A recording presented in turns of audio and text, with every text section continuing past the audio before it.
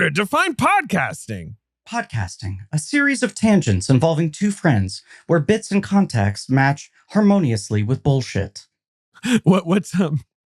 What's being replaced there, especially with bullshit? The actual line is a series of movements involving two partners where speed and rhythm match harmoniously with music. Right. The dancing. Yeah. Yes. And we are dancing. We are dancing. A lot of creative liberties taken there. We're in an eternal dance. It's rare that you get quite so much room to free jazz in these intros. Yeah. You didn't want to just do... I thought about it. Yeah. I mean, this series is called Podsy.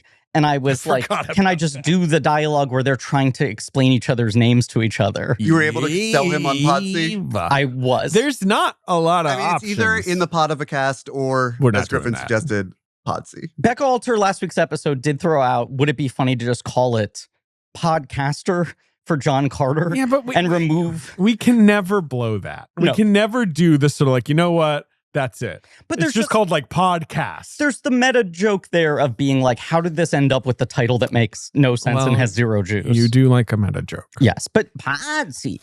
I'm fine with it. If you perform, it's going to look so good visual with the double D. With those double Ds on that fucking artwork there. Podsy. Make sure Griff has a giant rack on our pod artwork, Pat. No, Ben's Reynolds, throw those double D's on there. I want to be a stacked robot or a fucking bodacious fish pet. This is my new character. And what is it? and what is this Honestly, character? not even during the Becker talk was I quite as confused. We're going to find it by the end of this episode. We're going to locate this guy and we're going to figure out what makes him tick. How's Becker doing? We're not going down that road. Okay, sorry. He's coming back, right? He's got to be coming back. Look, listen, Malcolm in the Middle's back. This is exactly in the world of like a sequels. They're going to keep digging until the world collapses. Becker : Life is Unfair. Any interest in Malcolm in the Middle? Life is Unfair? Anyone watching that? I've heard it's fun. Once you lose Eric Pear Sullivan, I am out. That is always my favorite thing in the world. He's just like, no, thank you. And they're like, everyone's like, they offered him so much fucking money. They were like, this guy's playing such smart hardball. And he's like, I actually just have no interest. No offense. They're offering him so much money to do nothing. Correct. Like, it's like, you're just going to be the seventh guy and you're just going to go like, it's just like, no animosity. I love all of you. I wish you all the best. I have no desire to do this again. It's very impressive. I mean, as someone who has no desire to watch that show, I feel like I understand where he's coming from. I love Malcolm in the Middle. Like when it was on, like I was a big fan. It was a show that I tried to rewatch during COVID. I can't imagine. In my classic kind of, in the COVID way of like, well, this could be something. And I watched the pilot and I was like, there's nothing wrong with this. Like, this is well executed. I remember it fondly. This is so its moment.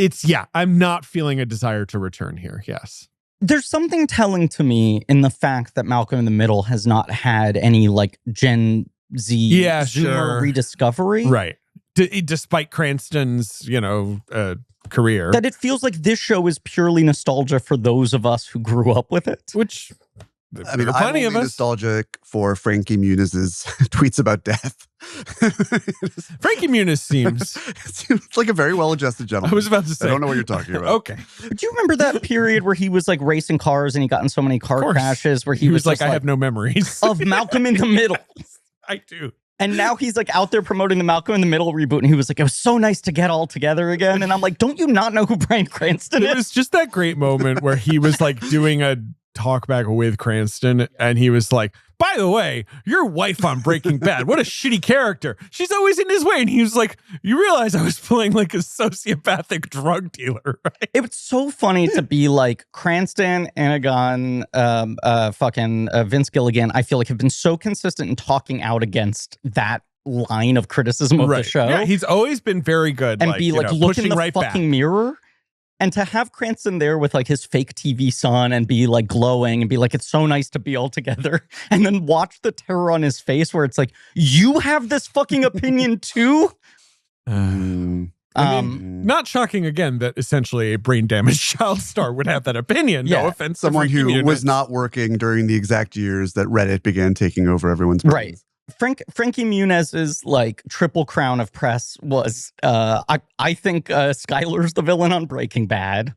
2 was I made Shia LaBeouf's career by turning down Holes. And 3 was, did I make out with Hillary Duff? I don't know. Well, there was also the sub story about how because Hilary Duff's mom insisted that she was going to be an Agent Cody Banks, he blocked her from being in the film because he was like, "You're stepping on my turf." Yes. He was like 12. But she is in both of them, is she not? Certainly in the first one. Whatever. There was some story recently, some actress's mom, I think it was Hilary Duff. Yeah. Who was stage momming for her daughter, essentially, and saying like, "Oh, she'd be perfect for the lead in whatever your next movie is." And I will admit to not being totally off book on my Frankie Muniz filmography. Because we are doing Frankie Muniz next on Patreon. Sure. So it's 2 Cody Banks. Was he in the Bar Mitzvah movie with Giamatti? The Bar Mitzvah movie with Giamatti? Am I inventing movies now that I want to see? Well, it was Piven in the Bar Mitzvah movie. That's Keeping Up with the Steins. That's Giamatti should have been. That's Gary Marshall Nepo Baby movie. Right. That's sort of aspirational Jewish casting. It's like, I wish Giamatti were one of us. No, Muniz, you got My Dog Skip, you got 2 Cody Banks, you got Big Fat Liar. And I feel like that's the canon. Right? It is. It's the American canon. Do you know what else is really funny? I'm sorry, I'm just remembering this. And it sort of makes more sense now that Muniz is like, well, they were begging me to do Holes and I turned it down and like Shia picked up my scraps. Calling a movie Holes. Calling a movie Holes will never not be funny to me. I'm sorry. Show Holes was what kids were demanding to theater owners at the time. Don't like it in that. The way you say it, don't like that. Show Holes!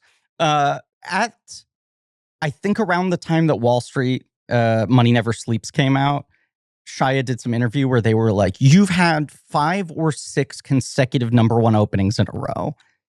Like, are you the guy now? And do you feel worried about maintaining that track record? And he was like, yeah, but like, look at the things I was in. It was like Transformers and Indiana Jones and a Wall Street sequel with Michael Douglas. I'm not taking credit for that. Frankie Muniz could have opened these movies to #1. And I remember that feeling like such a weird burn at the time of like, who's got negative juice? Shia LaBeouf, our finest comedian, very level-headed movie star. Yes. Anyway, go over to our Patreon if you want to hear the films of Muniz. Muniz. From the earth to the Muniz. Yes, that's what we're calling it. That's not what we're talking about here today.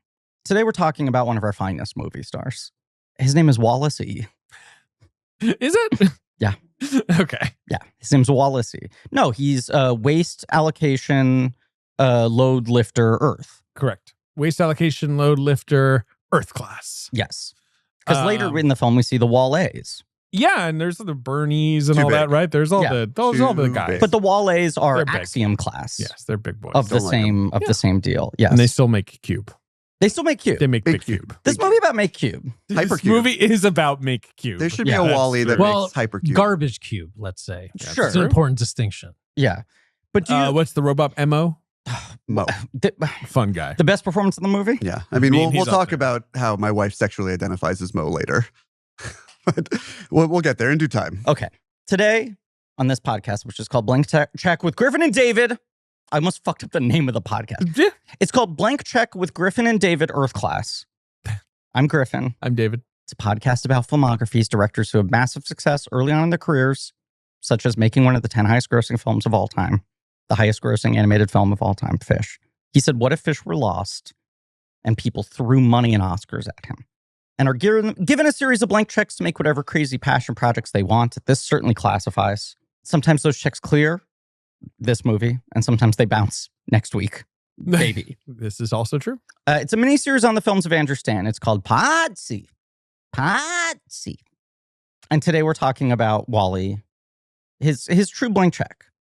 And also it feels like the culmination of like a blank check moment for Pixar at large. I would say both, correct on both, for sure. Yep.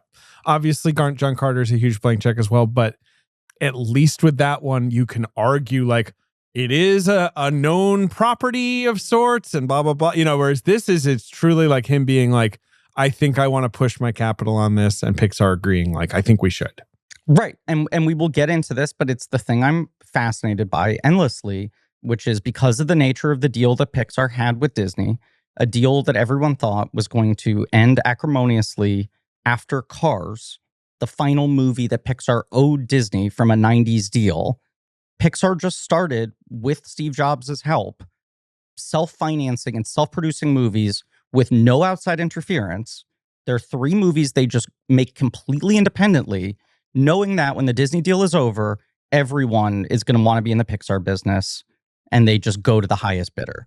Iger takes over, Eisner leaves, Iger immediately resets the table and figures out how to make good with Pixar and inherits Ratatouille, WALL-E, and Up, which are the last 3 movies they make, and the only 3 movies they make with just like zero commercial consideration, zero outside interference, zero studio pressure. And you could feel it even in how these 3 movies were marketed. Griffin, you sound like someone who has a vested interest and passion for Pixar, which Correct. feels far out of your wheelhouse. This is a surprise to me. I'm introducing this thread of my interest to our listeners today for the first time. People were like, why the fuck would Blank Check cover Andrew Stanton? Is that a David push? What? Me? This is the joke. It's the bit. Okay. What were you going to say? Me? Yes. I like Wally. Wally's a really good guy. He's awesome. I've only grown to like him more. Producer Ben, had you seen this movie before? Yes. Okay, because this is the era. We found out last week Not a cartoon era that for you hadn't seen Finding Nemo, and this is an era where you were opting out of a lot of the mainstream culture. That and just kids' movies I wasn't interested in. I feel like Trash Planet is up your alley. That's though. Trash Planet being the original title. But did you see that this I in locked in theaters? on. No. Yeah, you caught up with it later. When do you think you saw it for the first time? God, I could not tell you. I'm just curious if it was like shortly after or like if you saw it in the last decade for the first time. In the last decade. Yeah. Yeah. This movie has a lot of Ben shit in it. I really relate to Wally. He's a really good guy. I feel... Were you ever best friends with a cockroach? No. Got to try it. No. Not but yet. I really relate to just being a rusty garbage boy. Yeah. Yeah. Our guest today is someone who's made a legitimate bid for most times watching WALL-E. I was thinking about this. I think it's entirely possible, if not probable, that I have watched this movie more than any guest on this show, or host on this show for that matter, has ever watched any of the movies you've covered, with a possible exception being Sims and Ponyo. But I think my son's WALL-E fixation was so specific and unrelenting that I may have taken that particular crown. Not that I'm proud. When we finally committed to doing this series, when Toy Story 5 got dated, we just typed you in. You're right on the immediately. list. It took months before we even went like, we should ask Ehrlich. We should just like double check. But there was an extended period where, as you described it to me, my son thinks WALL-E is movies. That's right. And he he's doesn't not wrong. understand that there's any other movie that's ever been made. Correct. We were on a plane, and the only way to pacify him was Nirvana to put over something on. What was that? I said Nirvana over here because they have a song called On a Plane. Do they? Although, of course, it's a different... They mean a plane like... We were on Oh, Disney's sure. planes. Yeah, good Disney's Planes, Fire I'm and on a Rescue. Fire and Rescue, I can't a go movie plane. I am very glad he has yet to discover. And yeah, we needed to pacify him while he was on the seatback screen, courtesy of Delta, and I think he watched it 6 or 7 times. 6, 7, Jesus Christ. Before We're doing the hands. We're doing the Everyone's hands. doing the hands. And that was it for the next calendar year. Yeah. Wally once a day, twice on rainy days. It was one full year, basically, right? Yeah, Of the of- WALL-E year. Yes. You probably watched it 500 times, or it was in your home 500 times. It was. But you're not always I watching. I think at a Exactly. certain point, your eyes glaze over and you actually begin to retain less of the movie than you did originally. It just sort of blurs together as out of self-preservation. But and you'll find that I think I have less of a handle on the details of this film than someone who's only seen it 2 or 3 times. Because it's been abstracted. It's Exactly. like a magic eye. I had a painting little for you. bit of that rewatching it last night. You The know same realization. I did as well. I actually had to like make an active effort to kind of re-engage with it. We talk about this sometimes on the podcast. Can I try to watch this movie fresh again? Can I try to like really engage with it rather than take it for granted when it's things I've seen so many times? And this movie at the time was the most I had ever seen a film in a theater. It might still be. And I watched I'm it scared so to know what the number obsessively is. for years. It might have hit 10. Like it might have.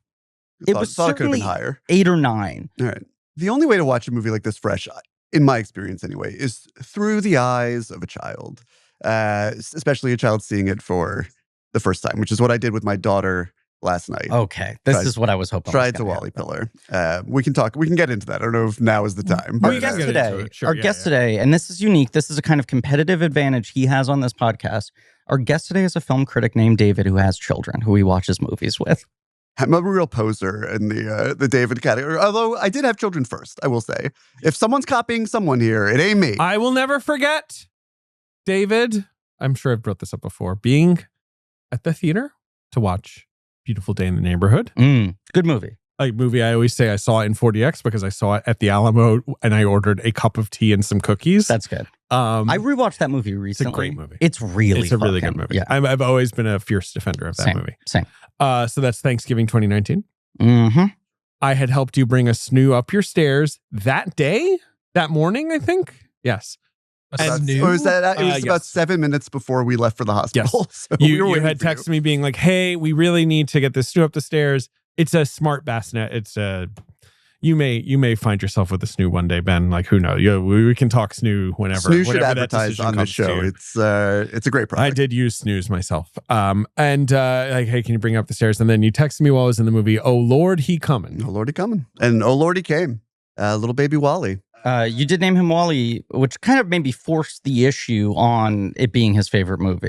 Our guest It's a today little is bit of nominative determinism. Anyway, say my name, bitch. David Ehrlich, bitch. Finally, after this parade of no-name hacks and losers that you guys have had for guests to start 2026, someone of real cultural importance, someone who had the foresight, the gall to tell the world, Lee Cronin's The Mummy. Not great.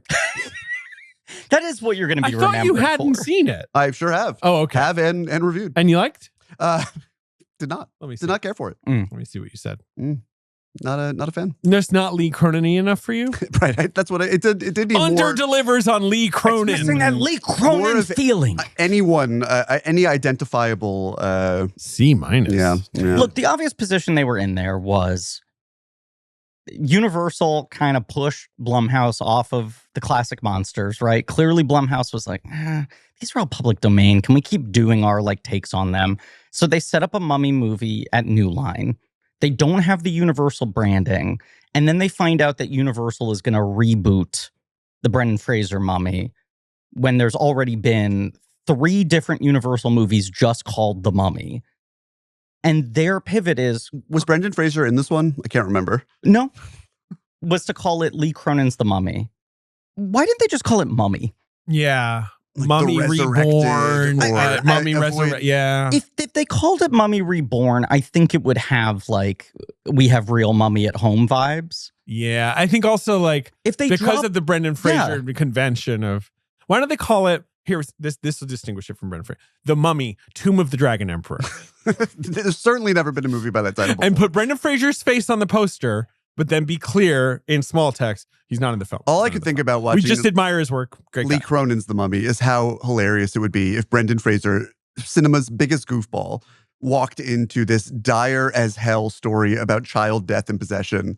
It would be like Brendan Fraser walking into a Serbian film or Well, something. he's got the It would be girth. Hilarious. He's got the girth. He's got the girth. One of the all-time great Um, quotes. Is that from whom? From Marty Scorsese. Do you not remember this? I don't. When people were asking him about the Fraser casting in Killers of the Flower Moon, and he said he had the look, he had the energy, he had It's the all girth. clicking into place. Yeah. Today we're talking about Wally. Wally. This is one of my favorite movies of all time. This is a movie, and this was the other thing about watching it. So you think Nemo perfect, I do. but you do prefer this, right? I was swinging back and forth while watching this. I mean, this movie it's just very personal to me. And in a way, watching this, I was like, God, this thing was fucking laser targeted at 20-year-old Griffin. It could not have been more of a direct hit. So it was interesting to rewatch it and feel nostalgic for what it meant to that guy at that time. Not that it feels unpersonal now. Sure. Yeah. Yeah, no, I totally understand. I mean, this was a movie that when it was announced, I was so hyped by the premise that it did at the time under-deliver for me. Oh, see, it over-delivered for me. Right.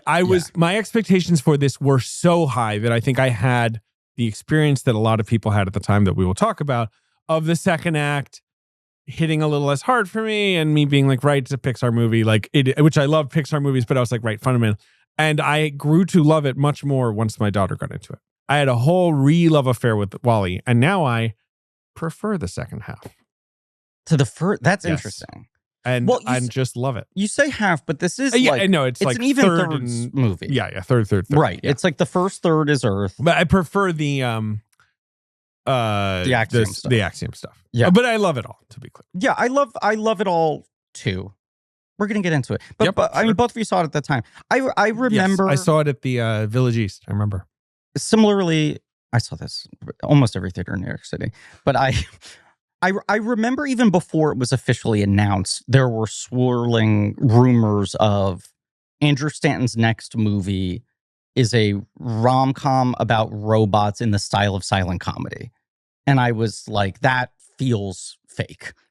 There was a nervousness even at like the rumor of the vibe of the thing. That was so my shit. Yes, right. Is this movie Steve Jobs' greatest contribution to society? It's a great question. I was digging through all the Criterion extras, and the only Disney movie in the Criterion collection, certainly the only proper Disney movie with a Disney fucking logo at the top.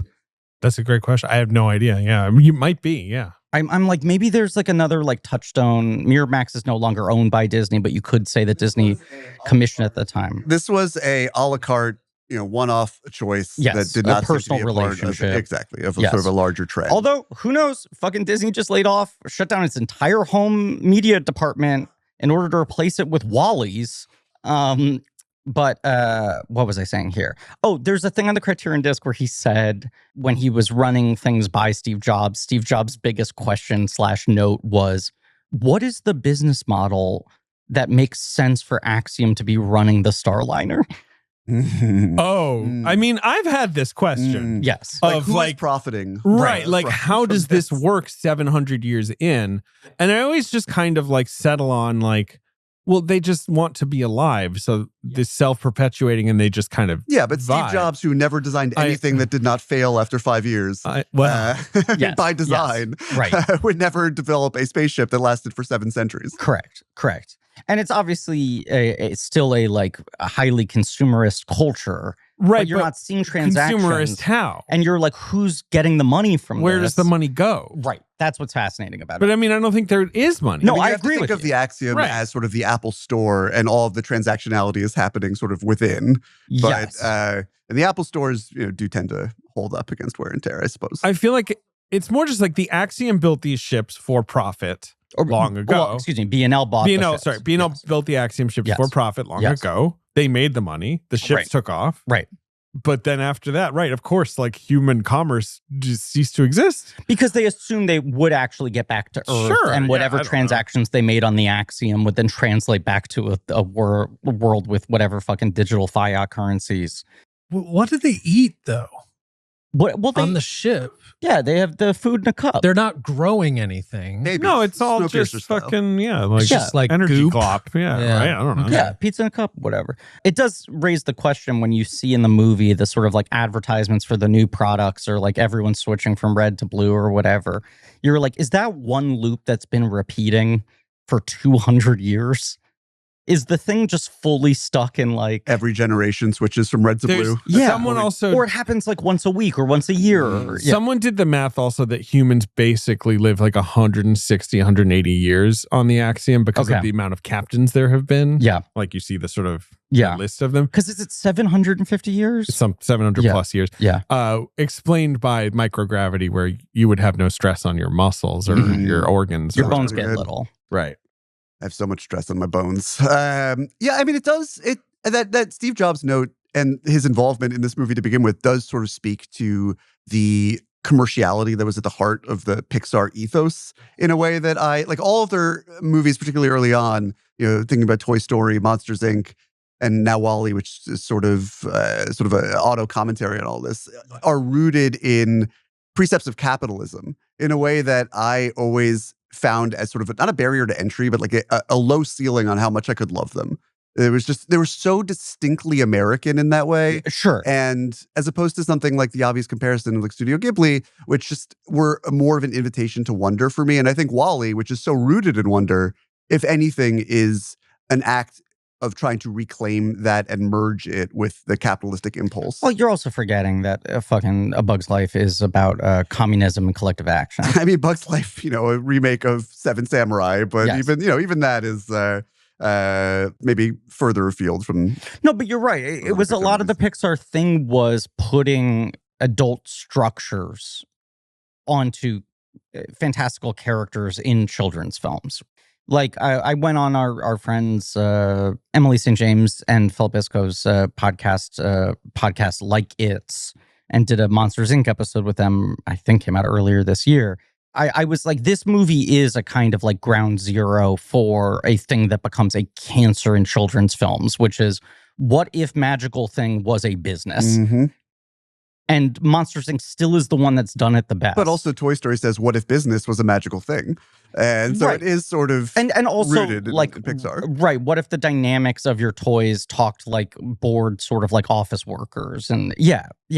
And then this movie is the one that's sort of, I mean, I remember the amount of reviews at the time that were like, this message is nice, but also every store is littered with WALL-E merch. This movie's being released by Disney. This is true. It has a Happy Meal This is like the world we tie-in live and in, shit. of course, yes. But if you want to make a $180 million movie, right, Yes. you're probably going to have to sell some toys. But Listen, the call is coming from inside the house. 'Twas ever thus with capitalism. Ask Boots Riley. yes, but you're right that the framework is different in that this is a movie of like someone trying to break down that system and that structure. Yeah, or at least look for the cracks in it to, have opportunities for wonder to sort of bridge. I mean, this movie is in many ways, which we'll talk about, sort of bridging two worlds. And I think in this particular regard, it's bridging the world of art and commerce in that sense, which was obviously implicit to everything that Pixar does, but this is doing it a little bit more literally. But yeah, you got to eat. These movies are made for profit. You got to eat. WALL-E. Unless you're WALL-E and you can just drink up those sweet, I'm sweet opening sun the rays. dossier. They fly too close to the sun, which famously, not something you should do. Yeah, but it You helps are- them recharge really quickly. really quickly. Boom. It starts, of course, with lunch. Wow, JJ's getting like kind of narrative with his research docs these days. Lunch at the Hidden City Cafe in Point Richmond, near the headquarters This of was Pixar. Famously, the teaser trailer for this movie. I remember this teaser trailer, and I was excited for this movie. Yeah. I was like jerking a big dick watching. I was just Yeah. like, get the fuck out of here. Do you know with about this, Ben? No. So speaking of Disney, like making the deal, inheriting these 3 Pixar movies that they had no say in, and it's like, good luck. Your next 3 movies to market are a movie about a French rat who believes in high cuisine, right? At a time where like Americans did not fucking care about food, a silent robot comedy, and an grumpy old man whose wife died in a flying house. And they were like, the fuck are we going to do with these? And the Ratatouille teaser trailer famously has the thing where it spells out the title phonetically. And it's all like a made up scene of the character direct addressing the camera, explaining to you what the premise is. Because they were like, fuck are we going to do with this? And then the WALL-E teaser trailer is Andrew Stanton talking about this experience at the Hidden City Cafe. Like the trailer only has like 20 seconds of animation footage in it. It is basically all trying to explain to you, trust us, we're Pixar. Is that the trailer where they have the Brazil music? I think so. Yeah. Anyway, it talks about it was Lasseter, Doctor, Joe Ranft, him, Mm-hmm. and they hammer up Bugs Life, Monsters Inc., Finding Nemo, and then the last one they talked about was WALL-E. Yes. So basically, they're in production on Toy Story. They're like, should we be coming up with other ideas in case this thing's a hit? And they ask us what our next movie is. We shouldn't be unprepared. So they sit at this one lunch, and all of those movies come out of that one lunch. Obviously not fully formed, but that's what they're fucking framing in the teaser. In fact, let me tell you, Yes. right, Stanton's actual report on that slightly massaged kind of advertising But the massage of the teaser is, this is the most magical lunch of all I'll time. have what she's having. Am I right? Yeah, what did they eat? Every movie that came out of this has been beloved. Trust us, this is the final movie from that. They drink story juice. Oh, Yes, sure. and they ate movie sandwiches. So Stanton has said, look, we had ideas that inspired those movies. Obviously, we did not like come up with a bunch of finished things. It was there. like, it would be fun to have bugs. What if you make a movie about like monsters in children's bedrooms? Yeah. He said the bulk of the lunch was A Bug's Life. We truly came up with a large chunk of the movie in that lunch. And then probably the second most concrete idea, even though it was half-baked, was the last robot on Earth, a machine left running, not sure what to do with itself idea. There was no name, no storyline. It was really just a character, but we liked the character. Like, we liked that idea. We're in the middle of Toy Story, and we have been really struggling to make Woody appealing.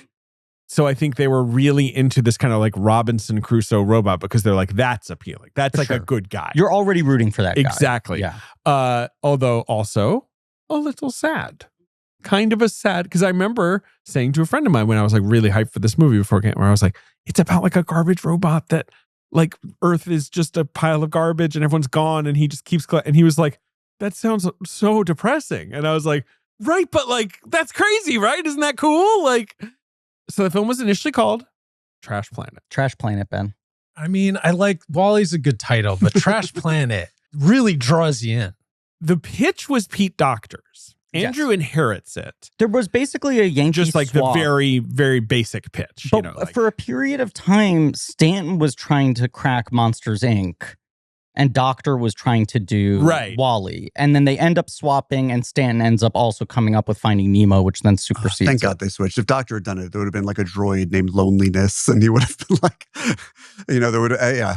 But that's why Doctor gets the co-story credit, because he basically was the one who incubated a very different version of this first. So Stanton's working on Nemo. He starts dreaming of Trash Planet again. It basically becomes his like Barton Fink to his Miller's Crossing while he's working on Nemo, where when he's hit a wall, he's like, let me noodle on this and type some shit out. He said basically that the first act, his quote, fell from the sky. Mm-hmm. He was like, that felt like so complete to me. Right.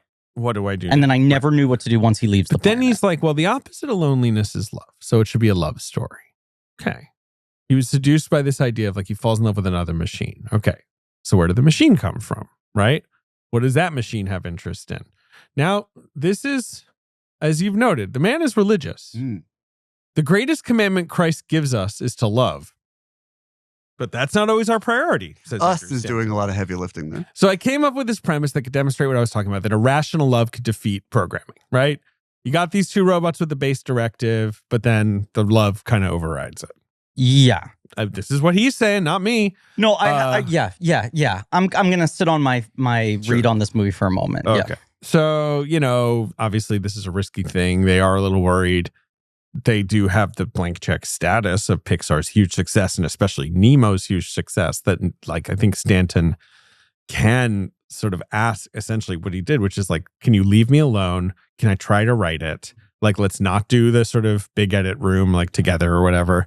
And, like, can I write like an original sci-fi movie? He loves sci-fi movies. Alien, Star Wars. Yes, these are big movies. 2001. Mm-hmm. I've seen them.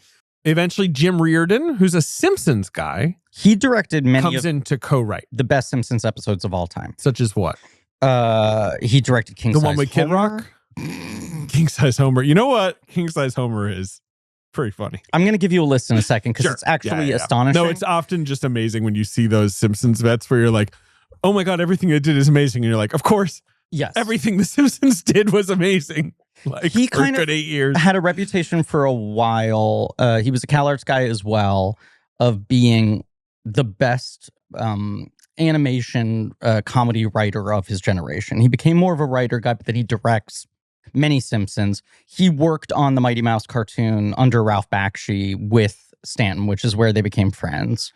His big breakout was his student film was called Bring Me the Head of Charlie Brown. That was a Peck and Paw version of Peanuts. That was semi-viral in a tape trading kind of era. I remember, right, yeah.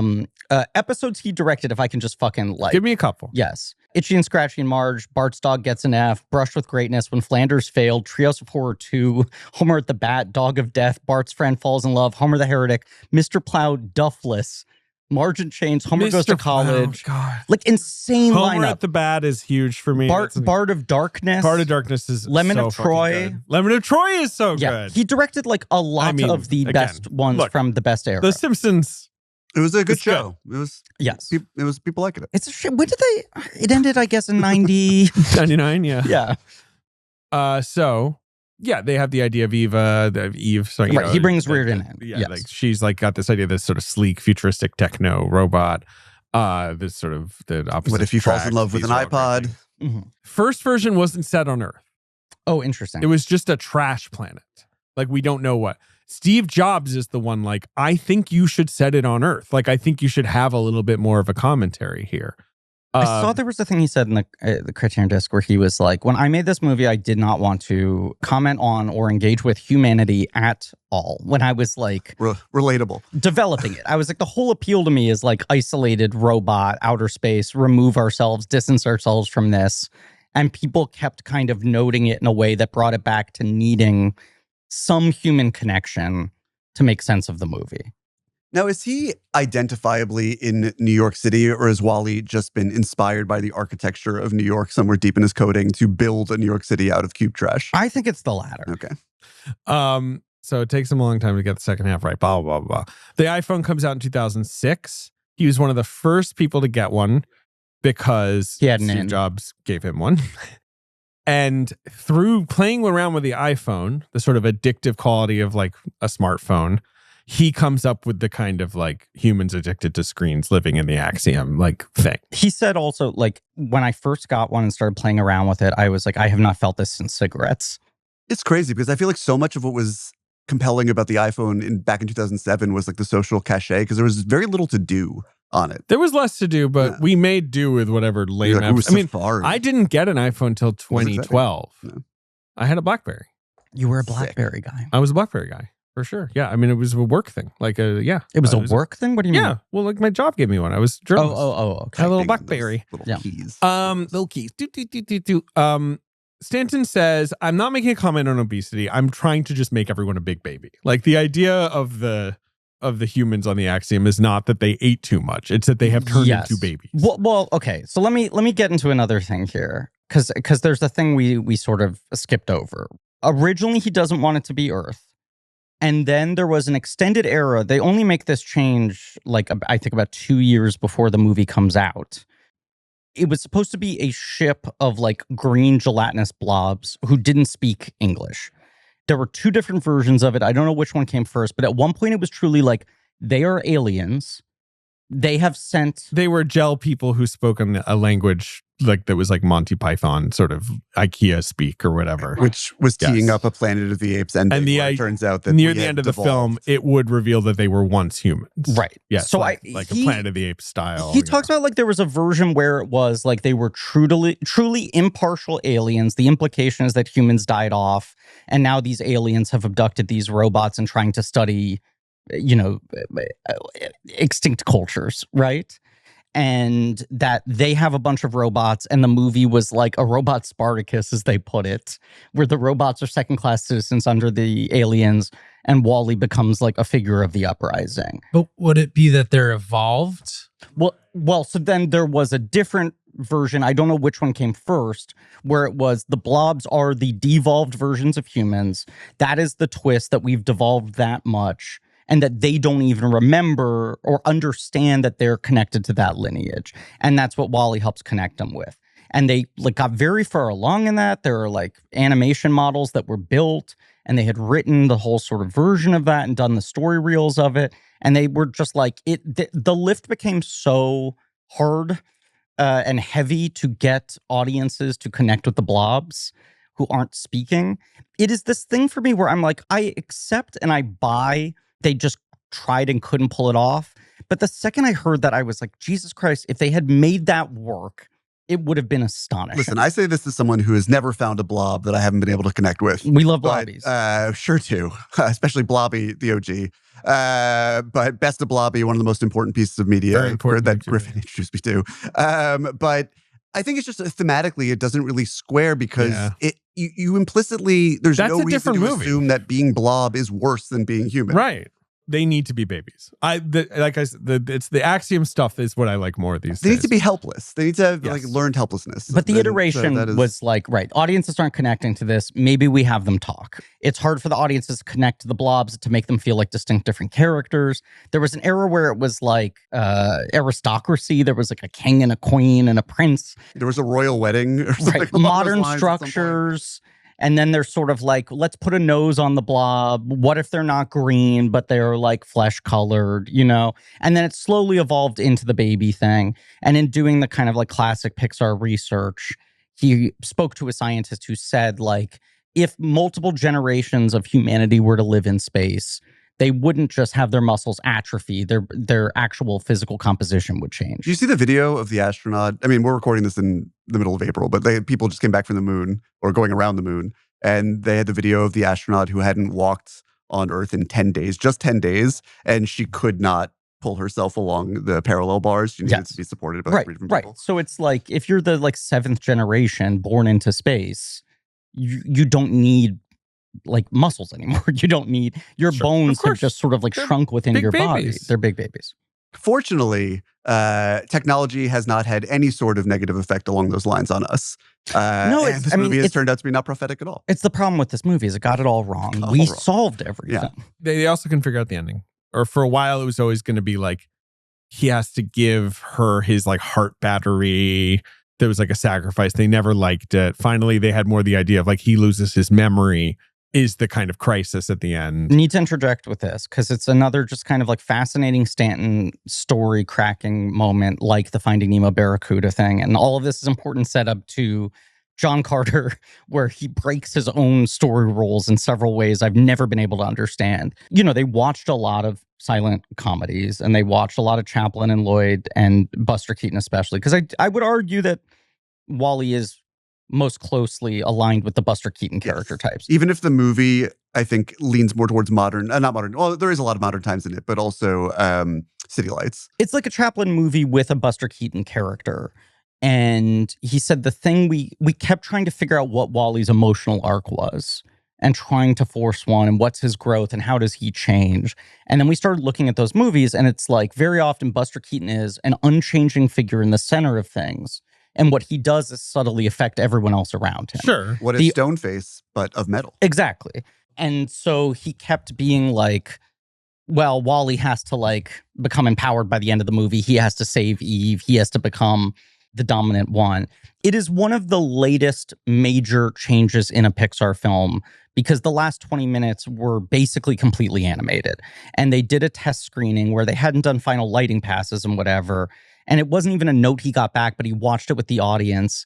And I think it's on the disc. You can see there's one guy in the mall in Arizona who was like, yeah, what if WALL-E falls asleep? What if Eva was a girl boss? She had to save him. But there's a clip of him going to the Pixar team and being like, guys, I'm so sorry. I'm about to ask you to do an insane amount of work. We have to redo the entire last 20 minutes. And usually it never gets that far. You identify those issues at a storyboard phase. But it was completed physical animation. There are scenes in the trailers from that version of the movie you can see that aren't in the final film, which like shit never gets cut that finished. But yeah, he was like, it has to be inverted. It has to be that his worldview has actually affected her enough that she needs to pick up his mission and carry it out. But you can see the like a lot of the extended deleted footage of Eva's like battery's been fried and WALL-E has to save her and he's flying around with her at the end. Stanton, very shy about any kind of like topical discussions. Not interested in talking about global warming, like sort of dismisses a lot of the environmental stuff because he's like, I don't have a political band. The last thing I want to do is preach. Like all this just sort of made sense for my story.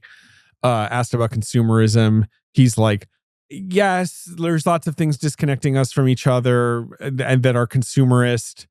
But the reason I made them look like big babies because it was like a NASA guy told me, you know, that's what they would look like. Bob, you know, like he's like, the last thing I'm trying to do is make a message movie. Like he's very, whether or not you want to take this away from him, he's sort of seemingly uninterested in addressing that. Wait, that's so weird though. I agree. I mean, can I? That's not my job. May I give my read on that for a second? Sure. Because this Criterion disc came out in 2022, right? And that is this framework of now, here is an adult cineast physical media package with curated supplemental material to like frame this within an intellectual conversation. And the new material on the Criterion disc is so much more pointed and transparent. There was a lot of, I have to imagine Disney inheriting this movie And I think it's what's fascinating about watching this movie now, where like the greatest concern was a kind of like an anti-intellectualism and an apathy. That's what culture is falling into.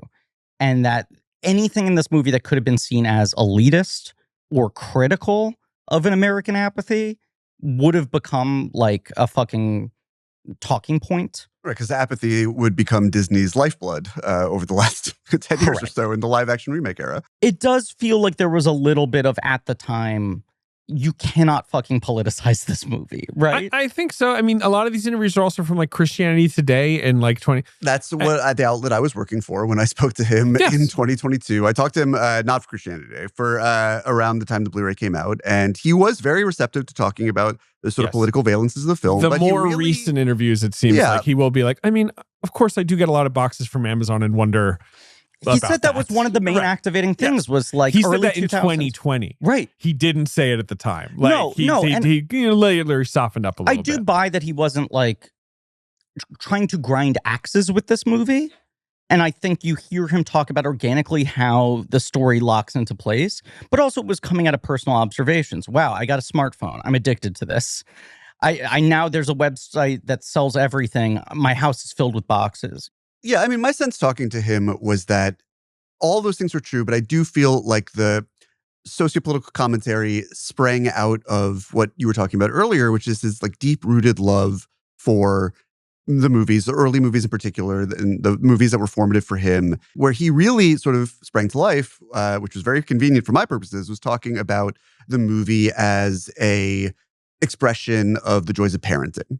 As the act of, we were talking about a bridge earlier, sort of like the act of taking something from one generation, showing it to another, robots acting like humans to teach humans how to stop acting like robots, the transference of going from consuming everything as Wally's done for hundreds of years to displaying that, to showing that to someone else, which is a completely revelatory and transformational experience for him.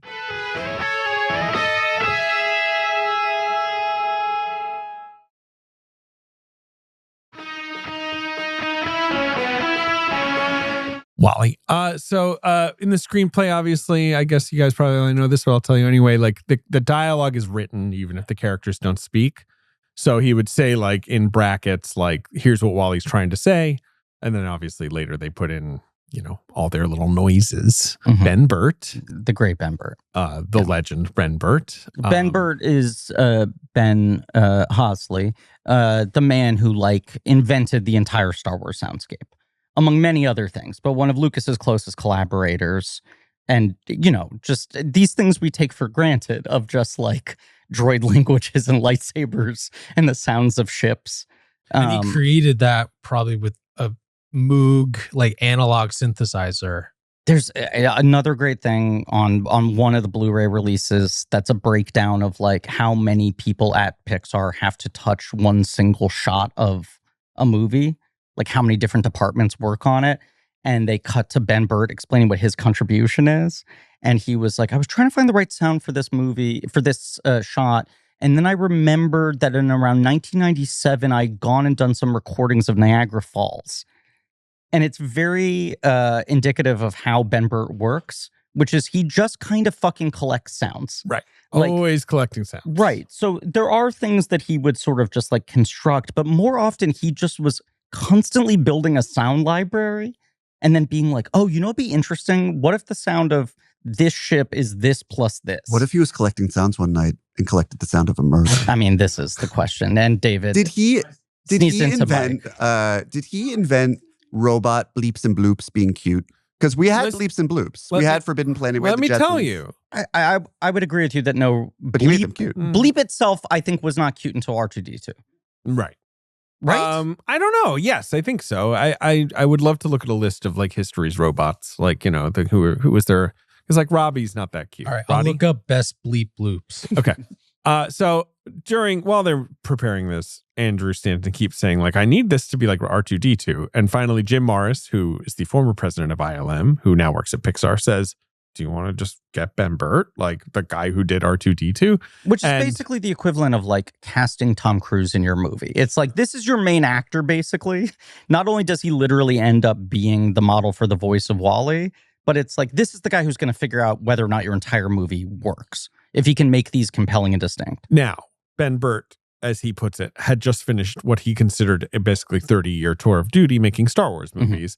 And was not that enthused about robots. He was coming right off of The Revenge of the prequels. Sith. Yeah, he'd just been working on the prequels for so long and was like, I just don't want to do any more robots.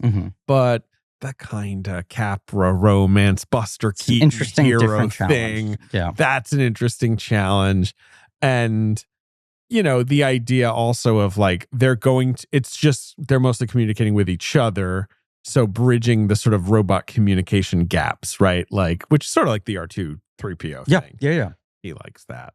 But you're removing the humans going like, what? You know. Well, and also like, I mean, they come in. C-3PO is human cyborg relations. His job is to fucking translate things. And it's like, what if you're not translating it?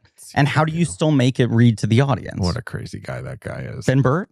C-3PO. But yeah, sure, Ben Burt. C-3PO, there's a guy who could use a crush. Am I right? I think that would just make him anxious. It's kind of wild. 9 movies, C-3PO never even like... Carry on. Finish your thought. He never even like fucks. It's opposed to everyone else in the Phantom Menace, just fucking left and right. You know? R2 could get it. R2 can get it. And I think he is getting it. I think sometimes he's rolling off to the side and you're like, where did R2 go? And you're like, he's gone. Hitting. He's hitting. So, the usual Ben Burt thing of like, okay, now I've got this challenge of like creating character voices, all distinct, all have to sort of sound human, sound relatable. It's tough. He records in a little chamber, he says. Boop, boop, boop, boop, boop, boop, boop. Takes those recordings, runs them through his computer. He analyzes the sound and breaks them into component parts, like you would sort of break light through a prism to get colors, he says. And then you start refabricating, putting it all back together again. But you can control, you can be like, maybe a little more of this, a little less of this. Hold vowels, stretch vocal cords in a way that you could never, pitches. And, if sound was silly putty, you could stretch it and make it longer, he says. I found a way of working on WALL-E where you could do that. It sounds like something I would not be good at, but it sounds very, very cool. He's a very cool guy. He also I've only seen him in countless making-ofs, but he just seems like a friendly fella. I was going to say. Seems like a sweetie pie, super charming. He's not like, this is intense. Like, no. Brr, brr, brr, brr. I also think some of these Lucasy guys in interviews, you are the spectrum. You seem like a nice person, but you almost like are a robot looking for another robot to talk to. Ben Burt, I think I got to meet him when we went with George Lucas to Skywalker Ranch. Cool. And he has since retired, but was there giving a tour to his friend from high school. That's cool. I mean, he's pretty old at this point. He's in his late 70s. But I assume you must have talked at length on this podcast about the trip you just mentioned, but I have no memory of hearing about it. I mean, maybe not at talked length. about it much, but it was pretty It's incredible. a very casual, George Lucas took me to his house. George Lucas did not take me to his house. George Lucas has not acknowledged us. Okay. Yeah, the way you presented it, sounded like that. Sorry. Let me clarify. Yes. Yeah, go ahead. Yes. Other people within the organization, like the George Lucas talk show, Darth Maul, and have always been like, I wonder if George would like it. There's always been this sort of 1 degree away. George does like comedy, but he's really sensitive and self-conscious. The extent to which he can find humor in himself and his work. Yes. It seems to me it's more than it was, but I'm not detecting a ton of it. It's more than it was, but also like every year at like Comic-Con, they would do a panel that was like Lucasfilm's favorite fan films and parodies. Like he's always embraced that shit. And Connor Ralph always tells the story about like the first time Star Wars was on the cover of Mad. They were sent like a cease and desist. And George Lucas, Mad responded to George Lucas's lawyer saying like, really? Because this is a letter we got from George Lucas last week. And it was George saying like, I'm so flattered to be on the cover of Mad. Can I please buy the original art? But we walked into like the Skywalker Ranch library and the librarian looked at Connor and went, Was wondering if you were ever going to show your face here. Wow. It feels like So some all people of them know, watched right. the show. Yeah, fascinating. I have to say, some of the only joy I've known in the last few weeks was watching Jared Harris on the George Lucas talk show, where he was just the first half of it. He's like, "What decisions have I made in my life that led me to this moment?" That's the joy of doing the show, is watching people go through that, and then by the end of it, be like, "I'm all in on this." Right. But it was so cool to watch. Basically, we were being given a tour adjacent to Ben Burt giving a tour. And it was on a day where there weren't a lot of people. It's like you could walk 15 feet behind him and just hear echoes of what was said up front. And watch him talk about it and whatever. He's a lovely guy. So Sigourney Weaver obviously is involved with this movie. As he put it to Sigourney Weaver, you get to play mother now. Right. What if your mother, she likes that idea, she does it. Sigourney Weaver, I feel like, also likes to do stuff. It does feel like a great way of incepting your kids with eventually watching Alien when they're 7. It also is on the timeline. Yes, it also speaks to the tough sell of this movie, where I remember like Sigourney Weaver doing fucking like the Today Show and Good Morning in America and whatever for this movie, even though it's almost like an extended in-joke cameo, because they were like, we have no stars in this film. Like Sigourney Weaver's the computer. The other lead actors are Ben Burt, a Pixar employee, and the Mac text-to-speech program. And 2 men who have been accused of being sex pests in different varieties. Yes, you're right. I was doing the count in my head. Yes. Who was the other? 2 of Pixar's favorites. Jeff Garlin has gotten some Garlin, I'm blowback, aware. and Fred Willard jacked it in the theater. He's innocent. Listen, I didn't say I was. He jacked it in the place you're supposed to jack it, right? He was appreciating the art. He was engaging with it in the manner in which it was intended. It was in a porn theater. It was the Tiki Theater. You take that back. I didn't say sex pest in a derogatory way. You did. Well, pest is a derogatory word. You can't just being like, I'm being a pest, and everyone's like, yeah, you're my favorite pest. Story of my life. I would call him a sex fan. He's an appreciator of sex. Sex connoisseur, yeah. But yeah, no, it's right. Willard, Garland, John Ratzenberger, the big 3 of the 2000s box office.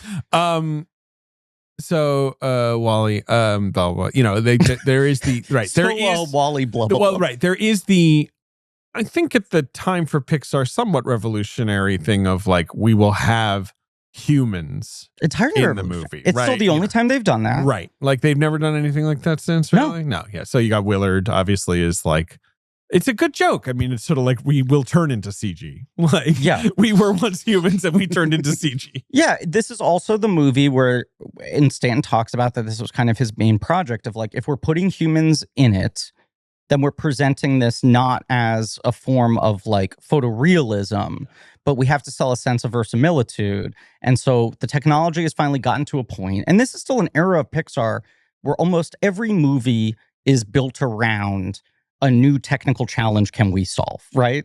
Like there are actual basic building blocks of this medium working that still have not been cracked yet. And his big pet project on this one was, can we truly make the virtual camera feel real?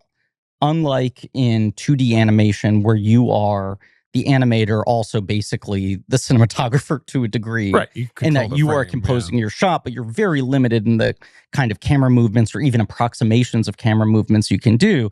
CGI inherently has like a virtual camera built within it. You know, this is a movie where it's like, we want to make the camera feel real. We want to own the imperfections and the struggles of what a camera... Yeah, they did a lot of analog 70mm tests to try and capture that kind of, you know, the lighting, the texture. And they're like, where's the barrel distortion? You know, where are the imperfections? They got both Roger Deakins and Dennis Muren to be consultants on this movie. And he was basically like, I explained to them all these things that have driven like Russian lens makers crazy for decades that they've never been able to solve. The weird quirks of just like human limitations that then Pixar is trying to replicate rather than computer, which is always trying to perfect everything. And a thing that happens... Computer kind of bad guy. Computer kind of bad guy. In this movie. But like especially in the sort of Levian Rose montage, there's a lot of like, you feel the camera operator. And they talked about this of like, especially the scene where Wally... triggers all the shopping carts and they come like rolling after him against the wall. Like the camera is struggling to catch up with Wally and keep him in the frame. Yeah. There's like an overcorrection of the camera Loses movement. Focus. Yeah, That's basically the stuff they started fucking with in the bloopers. Yeah. Like the Toy Story, Bugs Life, Monsters Inc. bloopers have that kind of like, isn't it funny to acknowledge that someone needs to like refocus? I don't care for those. The bloopers are funny. David, I understand. I don't care for those. You don't care for them at all? No, I liked them when I was a kid. It's I thought funny they were that funny. that animation Yes. would have hear ya. mistakes because you'd think they would just erase no. it along the way. We didn't call this out in Finding Nemo, but that was one of Stanton's moves also, where he was like, these movies can't start to feel like they're fitting into a pattern and a formula. 100%. We got to break the blooper thing because like we're about to start repeating ourselves. Yeah, I don't like the blooper thing. And this movie does I've not seen them suffer too many from times. Pixar boardroom story brain. No, in this a is way, what I'm you know? saying. He retreated from that. Yeah. Like, I mean, very clearly. I mean, obviously, Brave, their best film, was still to come. It's a little joke. Change your fate. Do you want to change our fate? Was it the Wisps? Now the film begins. Oh, how does Wally fit into the Pixar theory? The witch turns into Woody, and then where's Wally in this? Is Wally pre-Cars? Like, will Cars come after Wally? I think Wally is post-Cars. Like, if Wally charts the apocalypse, and then, but yeah, is it post-Cars? I think it's that after the cars have died Wally was off. not originally invented to clean up, what's his name? Fucking McQueen. Lightning McQueen. Yeah, Wally is post-Cars. Of course, guess what's post-Wally in the Pixar timeline theory? Onward, of course, set in the 4000s. Fuck you. Honestly, fuck you. I mean, I don't know what you're talking about. Is it worth diving into? No. We'll move on. It's worth saying what it is and why we're not giving it any validity. It's not a real The thing. Pixar movies all have these Easter eggs, right? Where it's like the Pizza Planet truck shows up in every movie. There are things like that. And most of the Pixar movies include a preview of the next film. So we called out in the Finding Nemo episode, in the waiting room, the dentist, a kid's reading an Incredibles comic. They would seed kind of the next movie in a little way, right? At the end of Monsters, Inc., Boo has like a Nemo toy. There's always that kind of shit. And a very annoying corner of the internet started taking it literally and being like, oh, that means they exist in the same universe. What is the timeline that justifies all these things happening? And with every added Pixar film, it becomes sweatier and sweatier. But you can watch like hour-long YouTube essays where it's like, so I mean, I believe there when was like a humans PowerPoint die, presentation at some cars point that take over. kicked this off. Then when the cars kill themselves, Wally cleans up our garbage. Wally starts with a real shot across the bow. In that you like immediately it's just out there, you know, and it is so immediately removed from Pixar tonality up until that point. I thought about our Crouching Tiger, Hidden Dragon episode where you said, has any movie more quickly announced itself as a masterpiece? Well, with the opening strings. Crouching Tiger still has it. I don't know it's good. if the quality is implicit to what all he's Well, doing. because Crouching Tiger, Hidden Dragon begins with boom, Yes. and you're like, ah!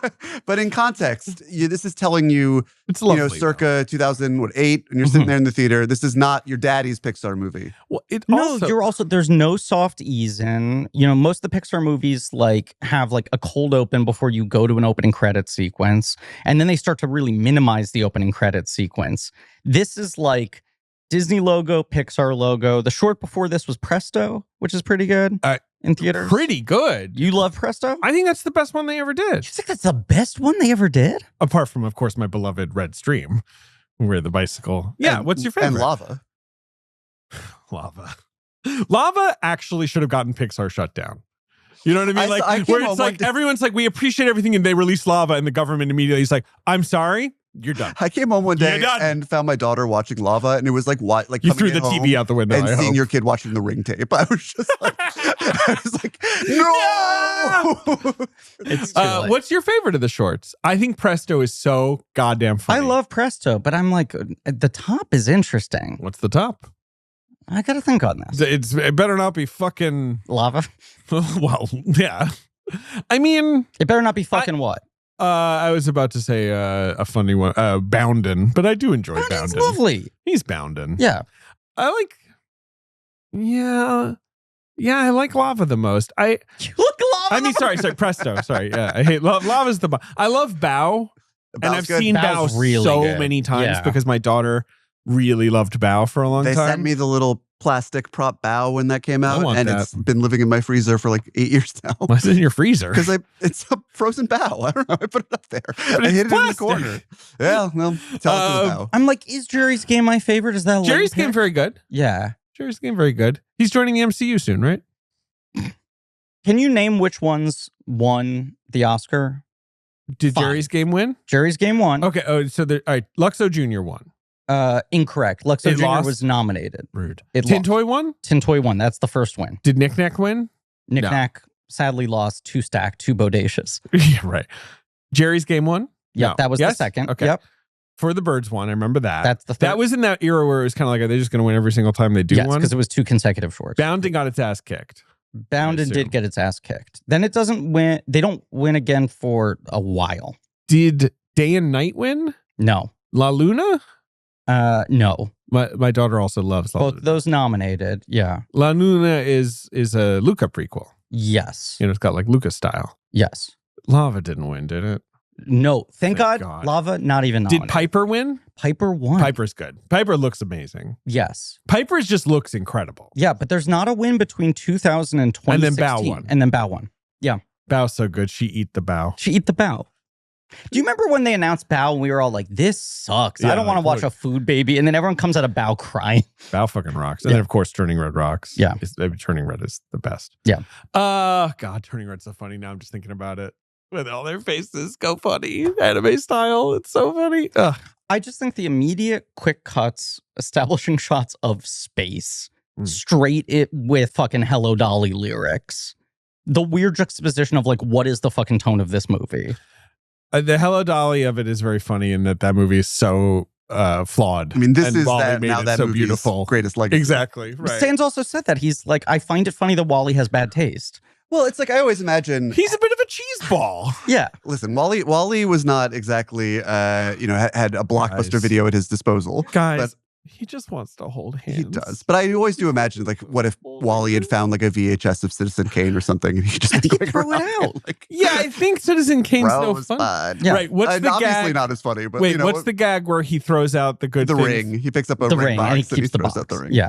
I love that. Great bit. But I think that's part of also like, it feels reflective of like, you're lucky, Ehrlich, that your son hyperfixated on Wally, and that was the movie that had to play 500 times in your Oh, home. there have been other much worse hyperfixations in its wake. Exactly. You're like, he's like a child. Where it's Ice just like, Age, The Meltdown. for some reason, he's fucking locked in on.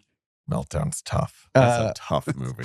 So step up from the first Ice Age. No, it but is not. A step down It from is a beating yourself step in the face with a hammer. Down. One time I went over to your place and your son was insistent that we all watch Ice Age The Meltdown and got really angry when anyone else was talking to her. Oh yeah, he loves to do that. Yeah, he's this is part of why we had such a blow up at the Alamo Draft House recently. Well, yes. What was the blow up? What were you saying? Read about it online.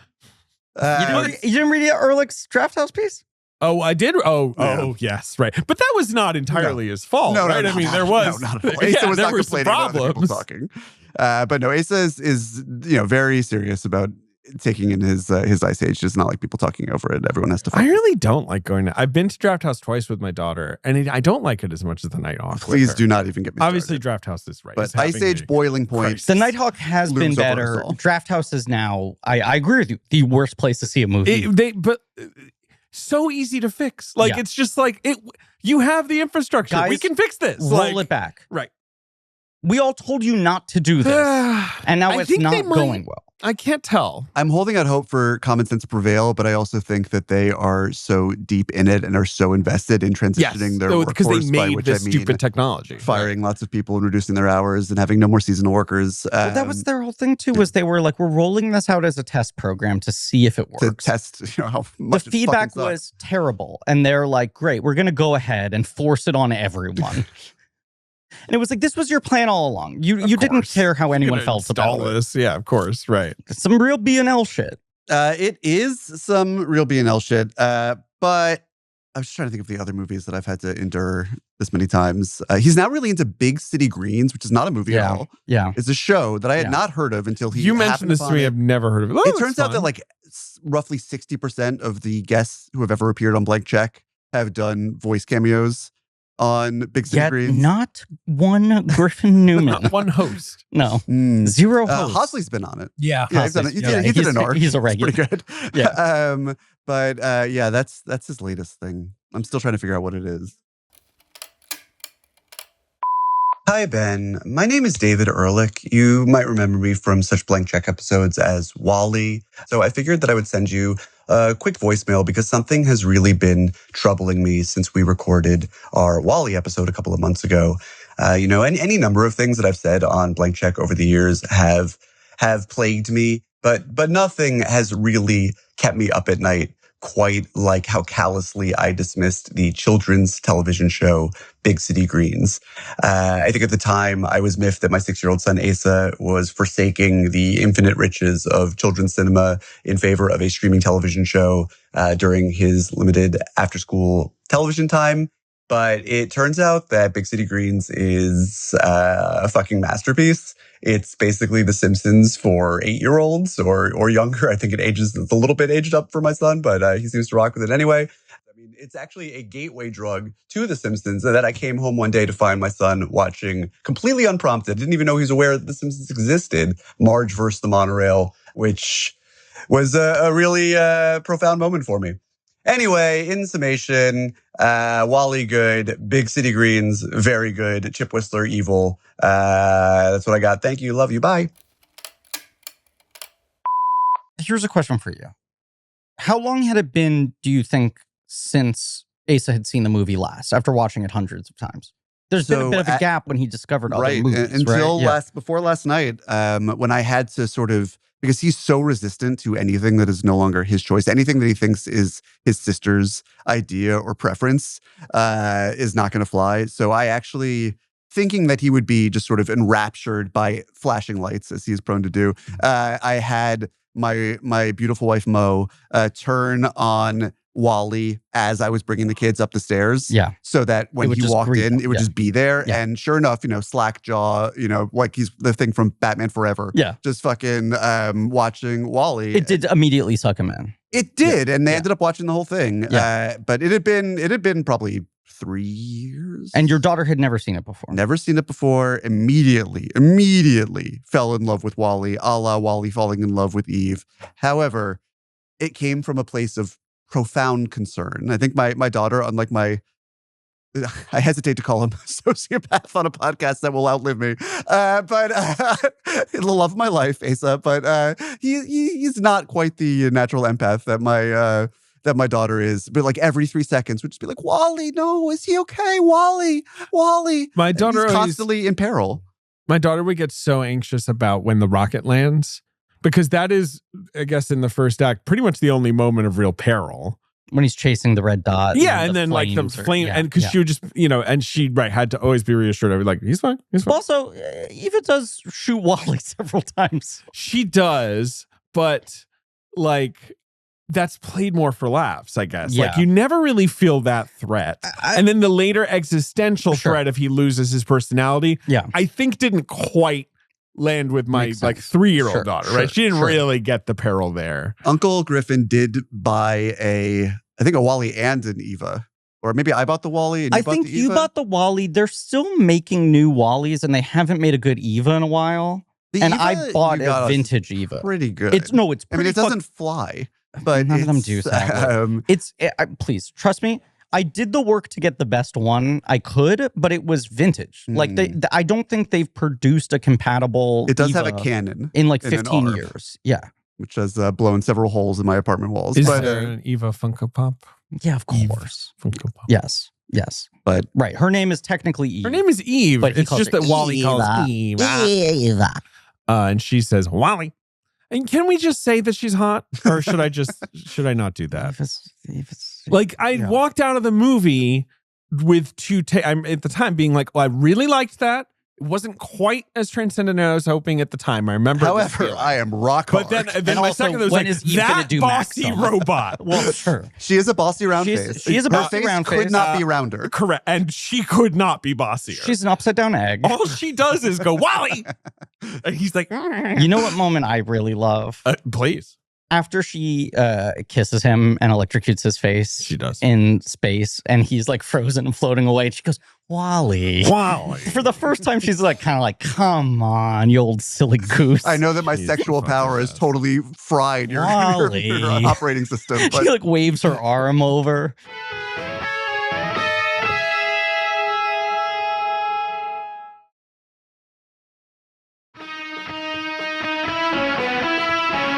All right, we start with though Wally lives, as you said. You Stanton's start with out there. well, that's true, but I mean, read the first act and the silence and all that, and Stanton says we were breaking rules. This obviously was not a done thing. But this is my point. You start with the fucking blare of like Yes, an obscure musical song, and you're like, this is not how this movie starts. And then it winds down to absolute silence. But then it's like also as we get closer to Earth. the Yes. pivot that they make to the first notes of To the- Thomas to the Newman's score, which score. are very ominous. score very important, And that is a huge, that is a huge jarring moment, It I is. think is similarly unexpected, where you're like, oh, we're going from the joy of that song to something is unnerving. The palette of the first 3 minutes is already like throwing you totally out of whack of like, don't expect this to conform to the comforts of the usual Pixar movie. Why are they using like an old Hollywood song? Why is there now just kind of silence and isolation, and they film Wally from like such a distance, and you're sort of focusing on the spaces and then watching him cross and clear frame? And not even clocking necessarily that he built everything we can see. Totally. Right. And then the Thomas Newman score only kicks in once we sort of zoom out and understand, oh, he built these structures. And he's sad and alone. You watch the process of him, sans music, doing the cubing, stacking the one, the sort of pride he has in doing it precisely. There's a great Stanton clip on, there's a like 20-minute feature on the Criterion. Ben, to your question, you asked famously in the early days of podcasting, how do you direct animation? Draw faster, right? Yeah. There's a really good like 20-minute. I don't know. but also better. Yes, sort of Yes. like mini documentary of showing what directing animation is. And it's just kind of a compilation of reviews that Stanton's doing. He said basically that, like, as he puts it, directing animation is you have to make a choice every 3.5 minutes. He's like, I arrive every morning, my assistant gives me what they call the dance card, and it's here's everything you need to review today. And the list is so long that basically on average, every 3.5 minutes, you have to make a definitive choice about something, whether it's approving a design thing or a sound thing or an actual shot, giving a note, deciding when a thing is finally finished or what needs to be adjusted or any of that. And there's a really good a clip of him in a meeting with a lot of the story team, the design team, trying to figure out, okay, how are the robots going to work? And much like Finding Nemo, where he said, I really didn't want to anthropomorphize the fish. I wanted to find a way to make the fish expressive while sticking to basically the physiology of how a fish could actually move. Secret, what if Jewish? Solved. The answer, right? But for Wally, he was like, I don't want them to mirror our bodies that much. I want to play with limitations. Right. I think that's fun. It's fun. Right. It's more interesting to me if their bodies can do a thing that we could never do. And so Angus MacLane, who was a big part of this movie, later directs Lightyear, which rewatching this, I was like, oh yeah, the whole fucking design language of Lightyear was ripped off from this movie. It is what if Buzz Lightyear had Wally designs. Even all the tech, all the ships have the same kind of weird, like Is rounded that the movie edges. that's the origin story of the action figure? Oh my God, Ehrlich. It's not a movie about the action figure. It's about the real man that the action figure is based on. Because Confusing. in 1995, a young boy watched a movie. I'm pretty sure we made a joke, the same joke on the Nemo We'll episode. keep making so it. I think we'll just maybe Listen, have to do it every time. There's a lot of life during there. this series. He has this great line where he's saying to Angus MacLane, he's like, can I make the argument for giving him elbows? Right? Like Angus MacLane's making this plea of like, it's going to make all of our lives easier if we can give him an elbow. And Stanton goes, I'd rather give you a wrist than an elbow. And everyone in the room goes like, huh? And you watch him explain for the first time, like it's coming to him. Like, what if his arms are like this? What if they're small and they're out like this and his wrist can extend in this sort of way? And that's now coming up with a language of movement that you couldn't do with a human being, which is, I think, so much of what Stanton finds interesting in animation is like finding these midpoints between the language of live action film and the language of animation, which is like, how do you kind of shoot and cut a movie in quotes with what we understand from live action, but depict on screen things that we couldn't ever film, and find the sort of midpoint between human behavior and what kind of characters are projecting. And with WALL-E and so many of the robot characters in this movie, it is all in the eyes, which are obviously a cheat for animation, whenever they're trying to anthropomorphize something. But I think is so resonant here because WALL-E is really kept alive not so much by solar power as he is by curiosity and wonder. I mean, this is what separates him from all the other WALL-E units that have been decommissioned. It's that he gets off on discovering things about the world, and that has sustained him for centuries. So tiny pin in this. The other sort of part of the lore of this movie is he was at like a baseball game and he had like cheap binoculars to watch the game from the cheap seats. And he got hyper fixated on the hinge of the binoculars and how he was like, oh, if you tilt them down, they look sad. Yeah, it's brilliant. Right? I mean, it's so clever. Which is the starting point of the design of this character. Obviously, the Trash Planet idea had existed, but that kind of reactivated the, like, you could build an entire character where that's the only face you have.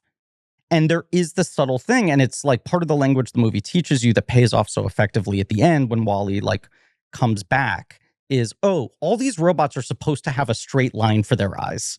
Yeah, no, but that's right. When he turns personalityless, he goes back to the droop. Line. Yeah. No, the droop is when he gets good again. Right. Yeah, But that's the moment where you're like, oh my God, yeah. our guy is back. Yeah, it's our guy. And he is our guy. They've taught you this thing where suddenly seeing the droop conveys so much to you in this classic, like, Pixar teaches you a technology that is meaningless, and by the end of the movie, it can communicate a complicated thing in one movement.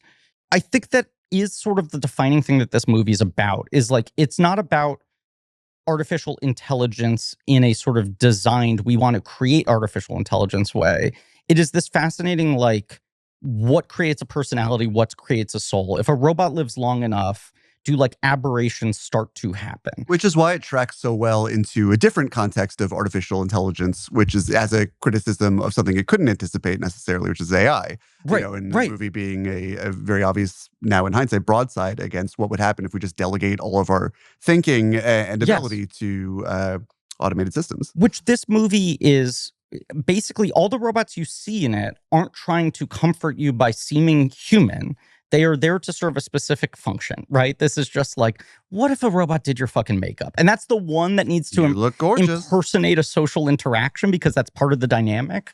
But otherwise, it's just like, what is the one thing this fucking robot needs to do? And it doesn't need a face and it doesn't need a personality. It's just going to serve this one job that we can like clean up. In some cases, literally make the robot that cleans up. All of the main robot characters in this movie are defined by a moment where you realize, oh, something has weirdly evolved in them, where they now have a personality, where they now take some specific pleasure in doing what they do. It is no longer programming. There is some joy in this that is basically like a malfunction. But in that malfunction, like, feelings are developed. So you start with like WALL-E, the sense of pride he takes in the garbage. Is that the reason that he has outlived all the other models? Sure. Yeah, I mean, probably, right? Because like they're all the other models burnt out, we assume, dead. And you watch WALL-E. Uninterested, or whatever. And yeah. He's making architecture out of Right, he's garbage doing art. heaps, Yeah. Right. And as I say, that little gesture with the wrists is just like, you see the satisfaction of like another clean wall. But he loves to curate stuff. He's got his lunchbox. Yeah, he lives in my apartment.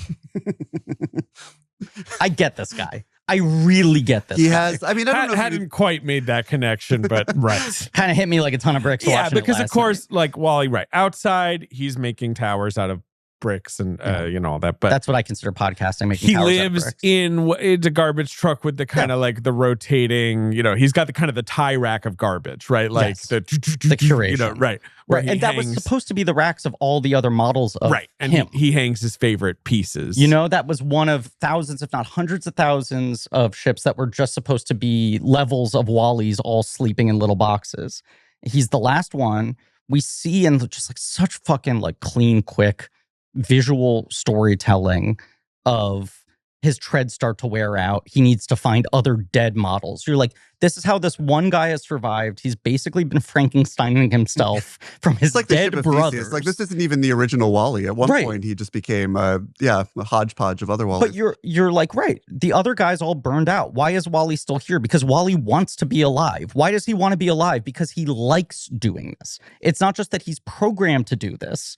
He enjoys it. And then in his enjoyment and also the isolation of everything else around him and the mission becoming impossible, unending, he starts to get obsessed with the other objects. Well, it dovetails with what Stanton said, which is, irrational. The theme of the movie for him that he would put on like a coffee cup so that everybody who was working with him could understand, and every chain in the system, what movie they were making is irrational love defeats life's programming. And so it's like, if you take that to a literal place, it's like his love of this activity literally overpowers, the programming and the obsolescence that's coded into his programming and whatnot. So I also think Stanton is a guy who's like constantly wrestling between instincts of cynicism and sentimentality that I relate to very hard. And I think his characters in his movies are usually about that. Wait until you see, if you haven't already, In the Blink of an Eye. It will be seen. Okay. We have to, right? Do we have to? Legally. The first episode you do where no one has seen the movie. It's probably Legally, for the best. we must. But yes, there's always this battle within him between the two. I also just like love the idea that it's like he finds the pleasure in doing his job and stacking the garbage, and then over time he's starting to like pay attention to the garbage and curate the garbage and study the garbage. Not to overplay Stanton's religiosity, which I think we were talking about mostly before we started recording, but like his vested Catholicism and whatnot, that there is an issue of, or an element of like stewardship over the earth. And there you could easily abstract Wall-E looking to the heavens as, waiting for a sign from God.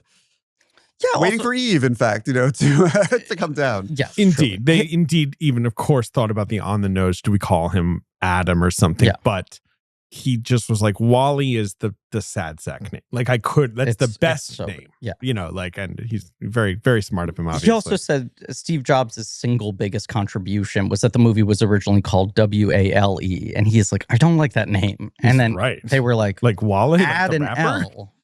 And then it worked. That's exactly what Steve Jobs said. Like the rapper. I think another contribution Steve Jobs made was his money. Yeah. That's another one he made. Right, he threw his wallet at Andrew Stanton. Yes, and said, do whatever the fuck you want. I mean, this is just like a really, it's a rare moment that is very, very short of just them feeling so empowered and having so much money to play with that they can just do whatever the fuck they want. And they're confident that it will have to be supported by whoever ends up releasing it.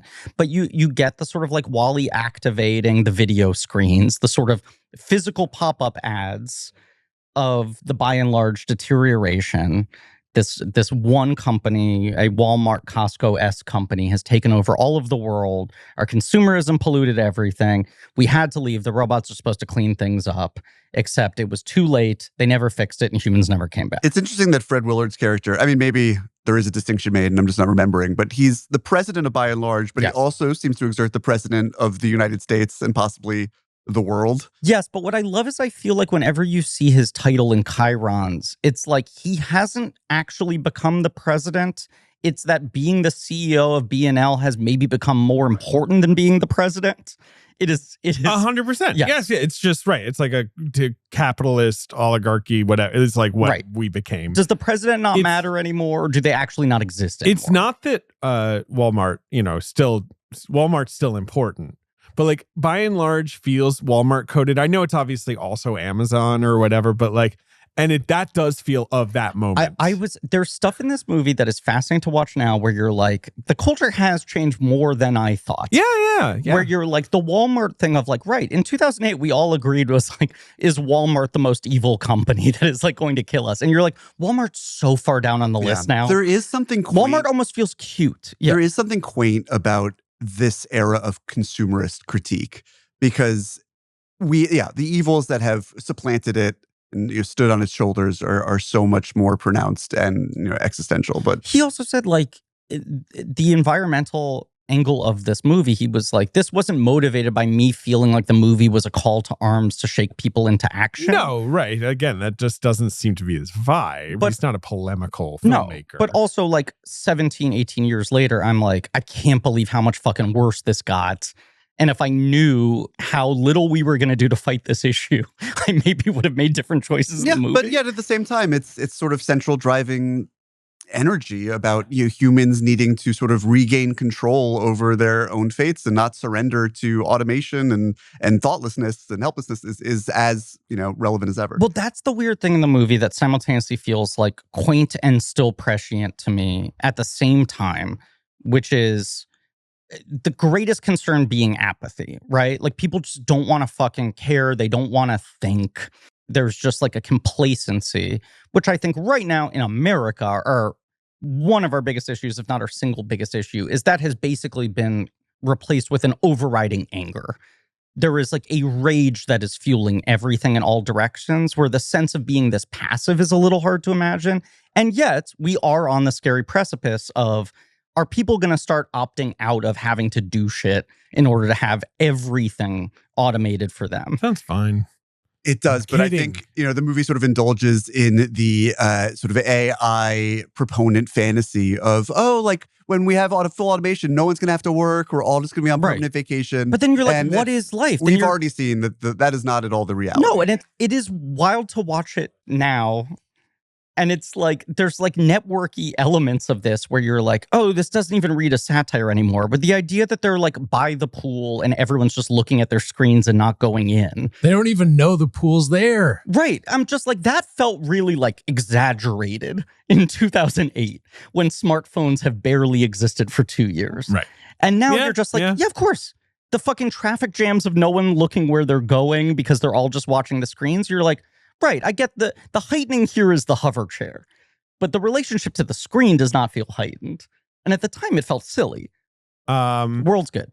World is good. Wally is good. Wally has one friend. Cockroach. His name is Hal. Cucaracha. What's his name? Hal, because of Hal Roach. Funny. It's a fun joke. I mean, I'm not laughing out loud. You went, and you smiled.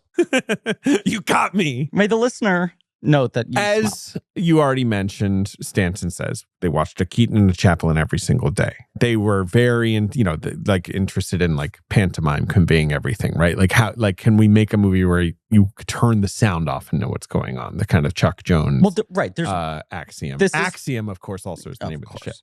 There's a true challenge of like, let's actually test our fucking bones as animators to see if we can tell a story through movement.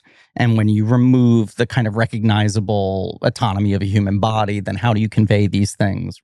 What I'm talking about of him not wanting to do the cheats of giving them normal human movements and whatever. And then he's also like, by doing that, you also test every other department more. If you're not going to have words, even though we wrote those words into the script, then I'm asking the music to convey those things. I'm asking the camera to convey those things. I'm asking color to convey those things. Ralph Eggleston, who was one of like the early Pixar guys and is the production designer in most of their movies and was part of that CalArts group. He passed away 2022, I believe, very tragically. Okay. Was a What's genius. His name again, sorry? Ralph Eggleston. And the Criterion release has a really nice feature that's basically like a eulogy for him, but also explaining how important he was. I brought this up a little bit in the Finding Nemo episode, but the thing of the color scripts, where they do a kind of visual script of the movie based on the color palette of every sequence so that you can chart the tonality of like what you want to convey through mood and color. He didn't need to do one of those for John Carter. Red. It's a lot of red. But Stanton said, and I'd never heard it put this cleanly before, he's like, it seems a little indulgent to people on the outside, but in animation, it is not a standard thing. Eggleston basically made it a new thing because he was such a student of production design that he found out that William Cameron Menzies did these on his sci-fi movies of like the 40s and the 50s. They're crazy 40s British, things to come and which all are those super awesome, kind of like expressionistic in their color. Got made, yeah. Right, and would think about like, what are you conveying in color from setup to setup? And Eggleston was like, this was a cool thing and those movies look really cool. We should try to bring this back.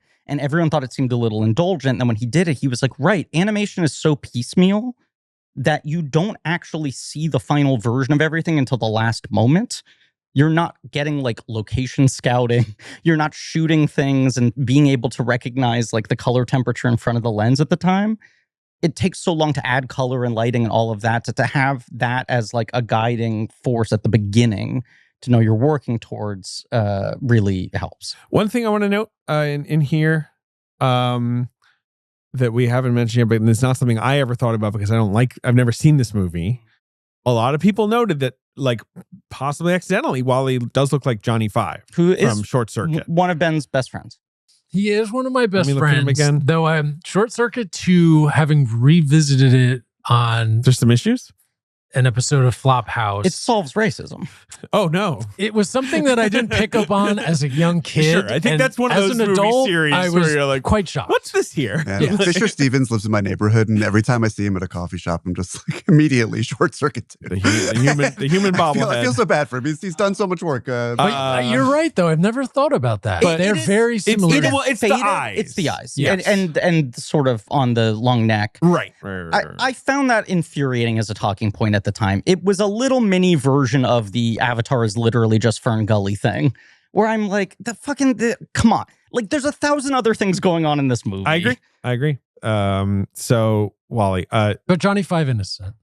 sure, he never did anything wrong. Oh, wait, I'm seeing that Johnny Five here was at a J6.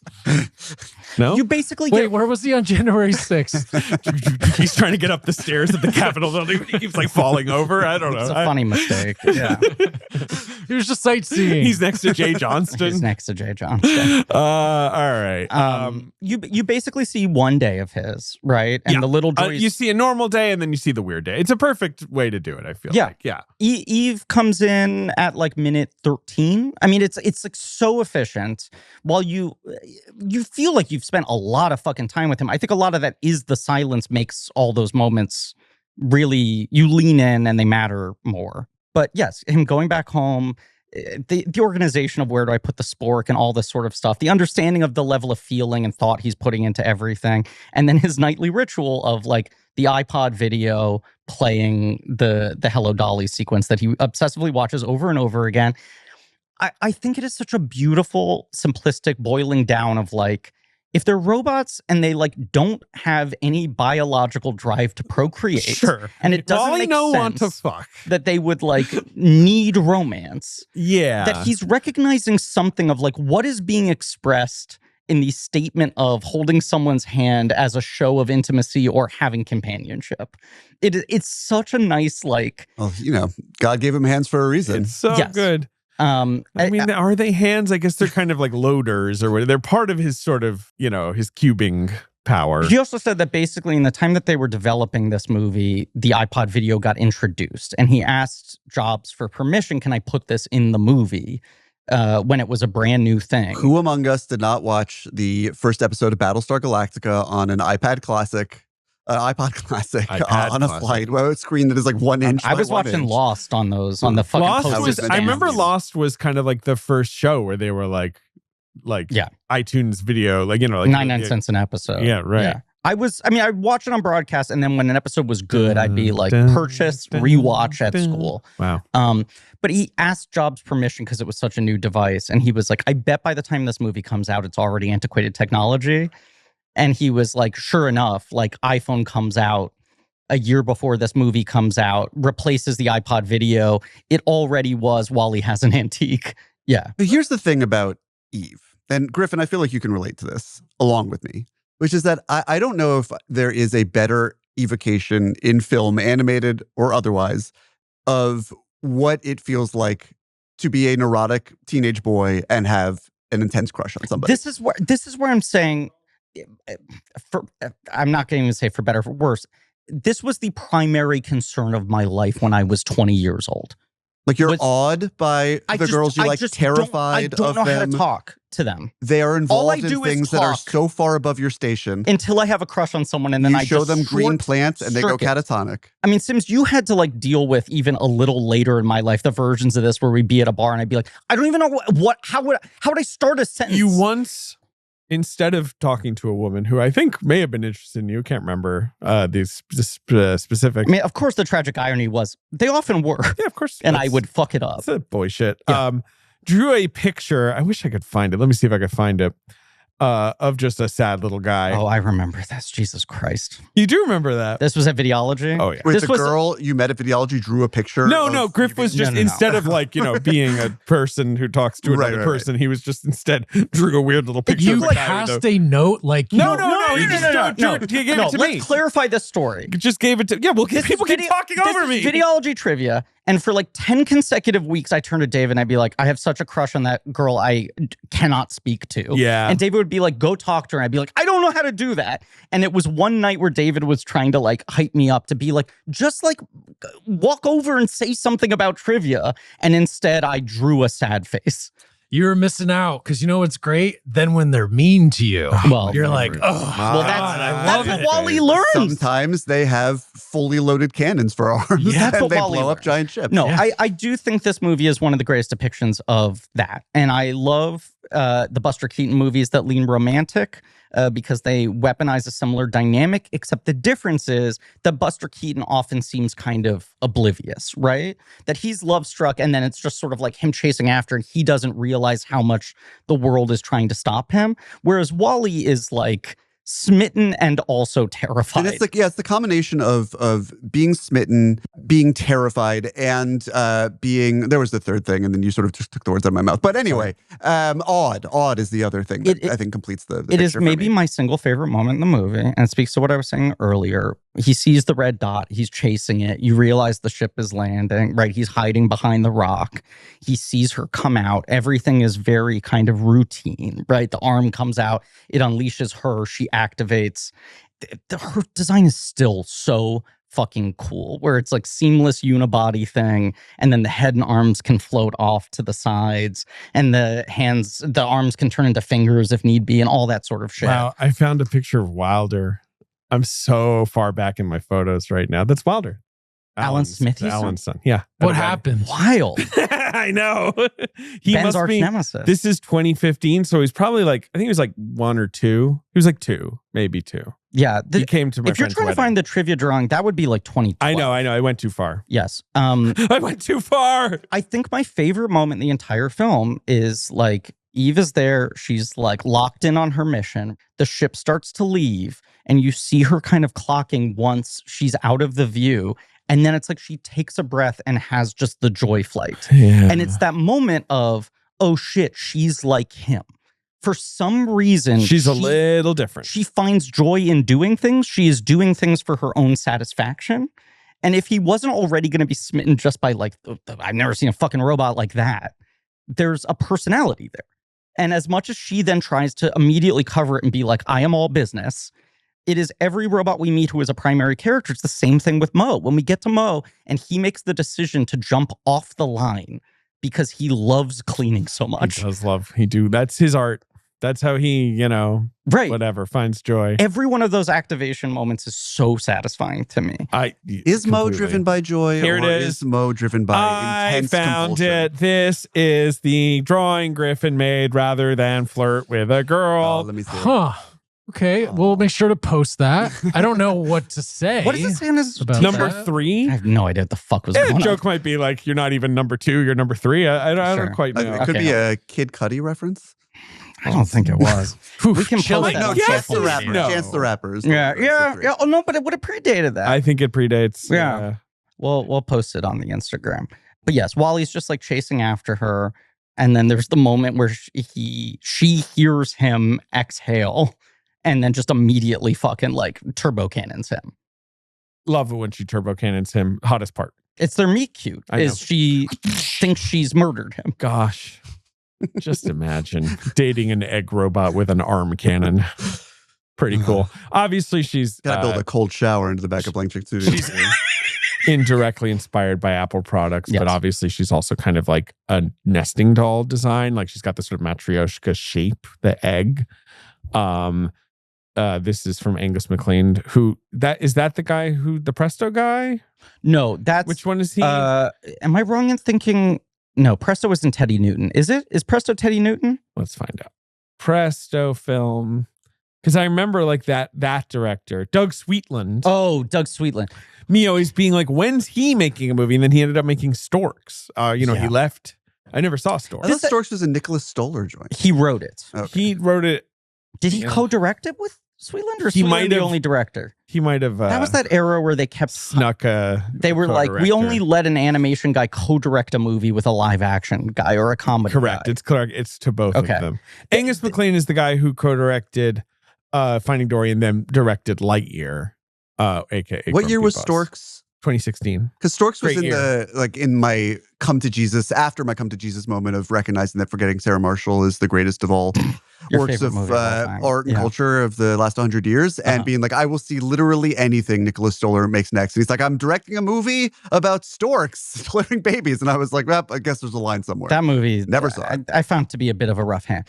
Doug Sweetland is like an incredible character animator, and especially incredible at like animated comedy, physical comedy, and is responsible That's for. why Presto's so funny. All the hijinks. But like a lot of the best Pixar physical comedy moments, I feel like the one that's always pointed at is Woody acting out in Toy Story 2 when they're like playing Woody's Roundup and he comes out of the box and is like being all hot shit.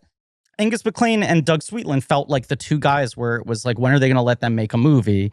And they let Doug Sweetland get away. Right. And then Angus makes Lightyear, which is worse than making a movie. It's so bizarre.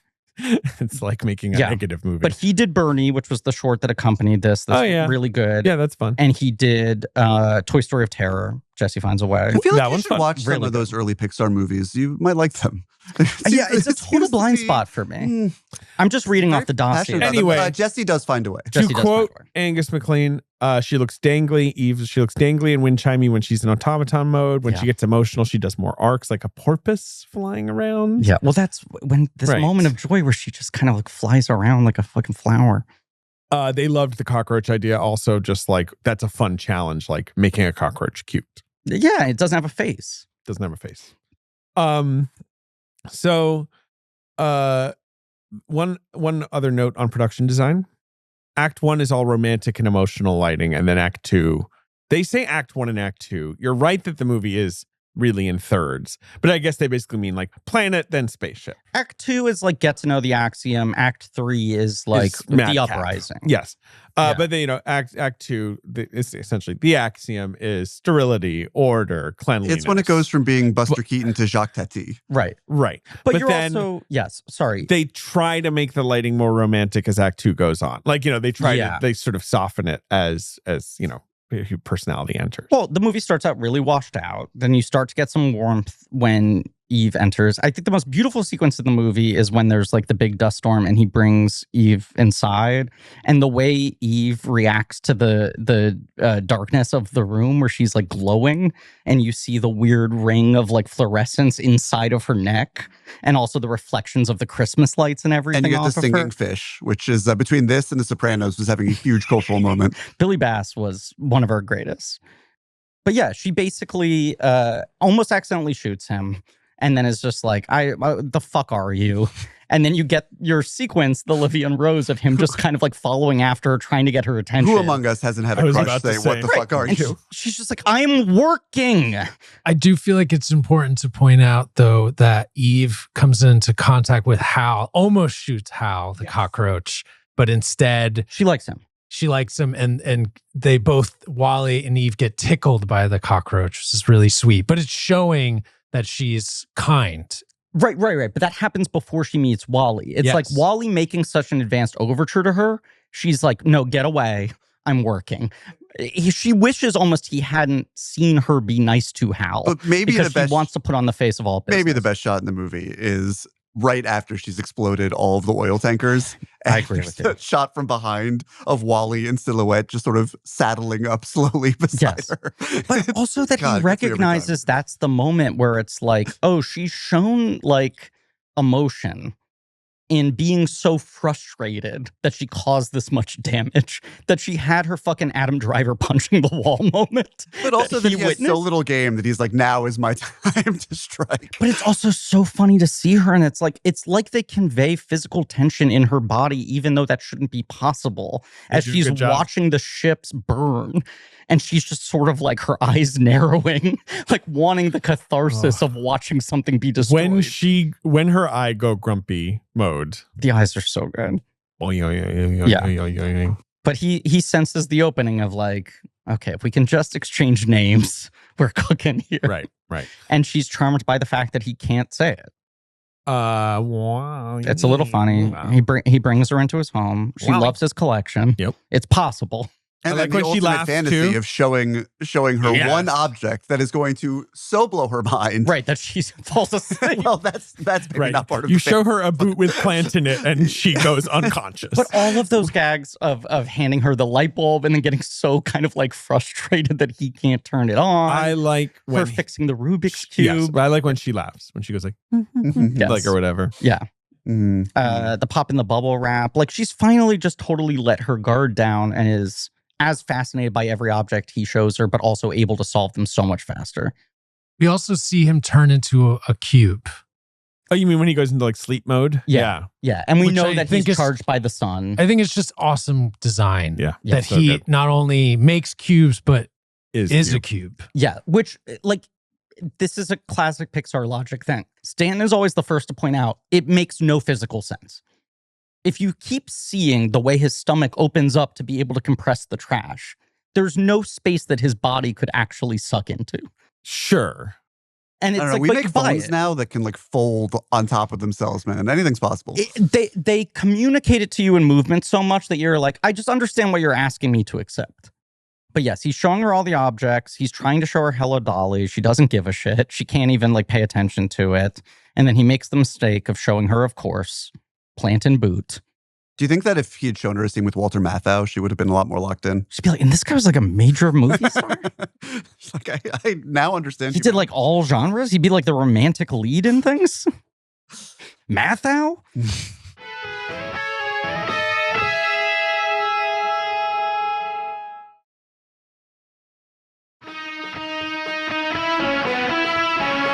I'm watching a clip, or I'm watching the movie here.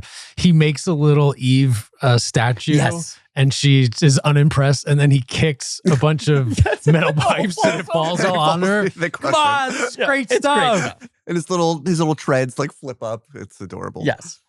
I mean, it's very childlike. And even as he's like he's sort of transitioning into like an almost parental mode. Although we see him in a parental mode with the cockroach.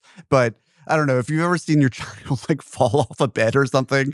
It's like you're so concerned for them, but immediately it's a very funny visual. I don't know. Yes. It also helps that where you're just like, this guy, his center of gravity is so off. His Mhm. build is so awkward that doing anything other than rolling on a flat surface, you're just like, I don't know if he's going to make it. But there's also, I mean, I don't know how deep we need to go into the imagined lore of By and Large, but some practical application towards designing him to be cute on the company's behalf. Yeah, because they don't want these things to be threatening. Right. Versus the robots on the Axiom are less cute because people aren't even really paying attention. Right. They're all in the bowels of the ship, you know. Do we think there's a flaw in Eve's design? No offense to my perfect queen. Go on. One boot with one plant is enough to turn around like a ship with 600,000 people on it. Be like, well, Earth seems ready because like I'm looking at Earth. It ain't like ready. Sure. We might want to wait for like a tree or two. Yeah, but that's like centuries ago. I Her know. programming I was know. set It's in. just funny that she's like, well, like there's one plant, baby. Listen, Yeah, that's not a flaw it's in great Eve's kid design. logic. Yeah. She's doing her job perfectly. She That's is. maybe a flaw I'm in not the criticizing the Axiom's work she's doing. program. You also have to imagine that their thought is we'll put everyone on a Starliner for 5 to 10 years maximum. And if we see the first sign of vegetation, that means, oh, it's coming back. It's ready to go back there. They didn't know that the world was going to become that fucking awful. And the idea of this one boot making it would be so against the odds. They knew. What if there was a guy on the Axiom? Resendez? They Yeah. knew and they Yeah. did nothing. Mark Ruffalo. Resendez spot? So Yeah. What else happens Now she's in just the opening? she's Then she she's goes in sleep mode. coma mode. Yeah. And Wally still tries to like. You have the Thomas Newman kind of Muzak, Wally doing date nights with Coma Eve. Oh, we gotta call out. He dances for her. He does the little. It's so sweet, and he had the picked little- up the- the the like top trash hat. lid, and it Yeah. pays off. He's like doffing his hat. Yes. He's a cool guy. The top hat. I also love that. Then she tries to dance, and she fucking shakes the whole thing and smashes him into the wall. She's a Fucking- clomper. Dude, it is so funny though. When she like Hulk Loki's him, right? Like, I also love the moment of him. I forget how he injures the eye in the first place. In I one can't of the things remember, he's but when showing he her. gets the new guy, But when he has she's to replace anxious the eye, about and it. he's so embarrassed that she's like seeing him naked, having to plug the eye back in. But it also teaches you like what it's going to look like when he's recalibrating.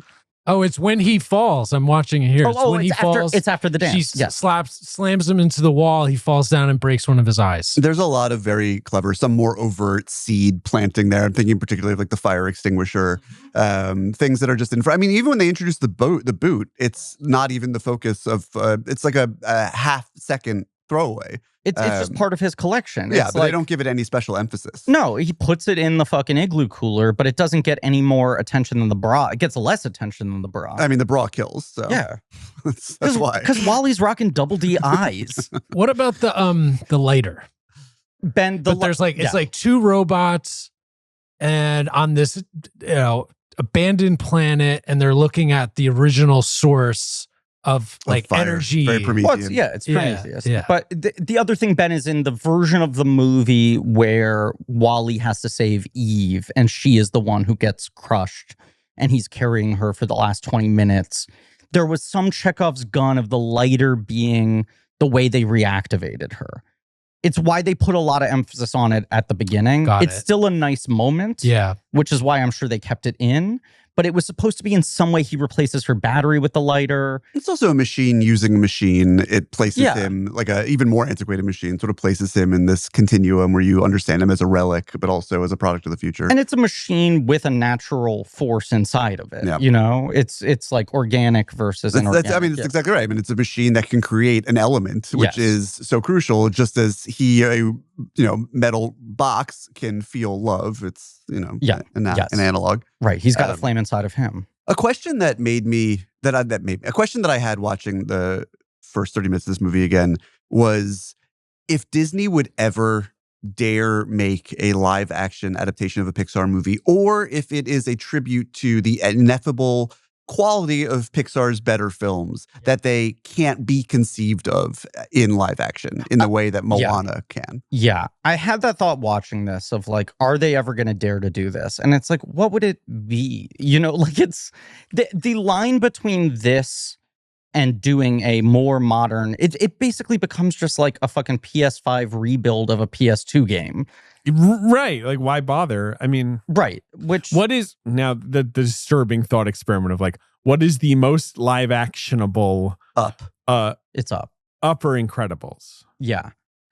I have gotten the sense, and I say this with no inside track, but the vibe I've always gotten is that Pixar retains the right to say no to that shit. And it feels like they have to exercise every morning at 9 a.m. when they get the daily email of, hey. Exercising it fully. I mean, this is the other thing. Hey, is Moana one of yours? No, Yeah. great. It's no surprise that like Disney inherits this batch of films in acquiring Pixar, and Iger's like, great, we're going to put our full muscle behind them. We will try to make all of these movies hits. The fucking Toy Story 3 is next, right? Like the sequel run starts right after this. Yeah. It was like, we'll treat these movies as precious gems, but you got to start fucking playing ball with us. Well, Up is right after this, then Toy Story. But Up is the last of the three Up's the films last, acquired. right. I'm Yeah, saying the yeah. first Yeah, film yeah, that Disney commissions is like Toy Story 3 now. It is like the Ratatouille Wall-E Up. Toy Story 3 is Bridge, a movie I like, although not as much as some. And then Cars 2 Brave Monsters U. Like, it's a crazy downshift. Yes. Like, crazy. Yeah. It's you got to play ball now. You guys weren't fans of Cars 2? I've never seen. I have been working on this theory, and I rewatched the film recently. Did you now? And so I did. I truly did. You know that Michael Caine's in it. It's based in truth. He plays Finn McMissile. Well, truth in comedy. He plays Finn McMissile, who's a MI6 car. His sidekick, of course, is Holly Shiftwell, which is it's too pretty dirty bawdy. for Pixar. Yeah, Yes. that makes me uncomfortable. I was watching Cars 2, and I was like, this really isn't as good as Cars 1. And Cars 3, which I've never loved, has at least more integrity. Now, how do they all stack up against Planes 1? I was thinking that Planes, Fire, and Rescue makes Planes look like Cars 2. And Cars 2 it's getting too complicated might for me. make Cars 3 look like Cars 1. The only Pixar movies I have not seen are Cars 2 and 3. You've seen Onward? Yeah, I like Onward. Yeah, Onward's good. I've seen Onward multiple Onward's times. good. I like You're that the movie. only two people I've ever met. Yeah, who've I've seen seen multiple times on the Steelbook. That I can't say. I don't know this deal. Nice steel. Big fan of that The movie. denim jacket with all the patches on it. Yeah, because I've seen everything else. Yeah. The ones that I've seen a lot is disturbing because of my daughter. So like, well, it's not disturbing that I've seen Luca like 25 times because I like Luca. But Good Dinosaur is disturbing. When you told me she was going through a Good Dinosaur phase. That was a pretty brief phase, but it did exist. But like the Turning Red phase was so great. The Ratatouille phase, amazing. WALL-E, great. Luca, that's a good movie. Like But it's not my favorite, it is but a simple movie. it's really easy to have on. Yes. I love it though. I think I it's a feel lot. like You've Turning come Red, around on Luca. Oh, very I've always been a positively. fan of Luca, but certainly. I feel like your son had a phase where you were happy. I think because it pushes against what we were talking about earlier about like the capitalistic, fumes around Pixar stuff. Right. It's fun. It's a little bit more. It feels like pointedly small. It sure does. Although I wanted to, we were bad mouthing with good reason the Good Dinosaur, but a shout out to Peter Sohn. I have definitely had a Stockholm syndrome like experience with Elemental, which was the first movie I ever took Ace to see in theaters. Did not click at the time, but Can I call this out? yeah, I mean, put him on blast. I believe it My was son. in our Wind Rises episode. Yeah, I mean, I wasn't here for that. Weren't you the guest on Wind Rises? I mean, if only. No, I was here for Castle, not the Castle, fucking Howl's Moving Castle. Oh, right. Good app. Right. That's the one where I announced Matrix Resurrections. Yes. I can't remember if it was that or Still it was crazy that they let you make that announcement to the world of all people, but you did it well. I mean, I was a big fan. There's some episode that people have invoked where you say, I will not let my son watch Western animation. This is a classic He said all kinds of Ehrlichism, shit. where it's like the one thing I know, like this child will not be loved, I will not be provided for, but they will not see any sort of But then CGI Western animation. You wouldn't show your kid Ghibli movies because you were afraid he wouldn't like it. It turns out It turns out that you're mentally ill. It turns Is it out time that- for me to throw the wallet? No, keep it. Okay. it turns out that the reality of raising a child Yeah. is very different than No, how your you imagine reality it, is a weird which is that reality, my friend. At 2 years old, I was like, son, this is an Apple TV remote. That is the bed where I am asleep in the morning. Use this to watch whatever the fuck you want, as long as you're not waking that Yeah. up. You were just You so do that. confident that you were going to hold the line of artistic purity. Yeah, and it then your didn't last son is long. like obsessed with Italian brain rot. And he's got good taste and I watches have- many good things I and have watched appreciates your them. son watch YouTube videos of 10 Wordles being solved. Yeah, at so once. I also have this competing instinct in me, which is like, I cannot be that parent who foists the cool kid stuff. You don't want to be on the Onion their article child. about Exactly. the fucking So I talking was heads like, dad. It Yeah. means more to me that you come to my favorite movies organically and like them on your own terms. And I'll show them to you, selectively when the time is right. But I'm not going to shove them down your throat. I'm going to let you reach these places on your own. Elemental was what was playing. I wanted to take it to him. He came back around on Elemental in a huge fucking way. And he really My daughter attached did to have it. an elemental. I just want to call out a very distant conversation I remember having with you, which was, I feel like I'm almost ready to take Asa to see a movie, but his first movie needs to matter. And I was like, Elemental? What matters more than Elemental? And you looked at me and said, my son's first movie is not going to be a Pete Sohn. Wow. Well, and then like sorry, 6 weeks Pete. later, you were like, took Asa to Elemental. And I He had said, a good why? time. And you listen, said it was raining or something. it sure was. It was. You woke up. It was a Sunday afternoon. It was raining, and those are dark I times love for a parent. I love seeing But the movie. listen, New York City's own Pete Sohn, Yeah. respect. But I also took your son to. You took him to Totoro because I could not. You were like, I be there couldn't for that. sit there and watch him potentially not like it. Mental illness.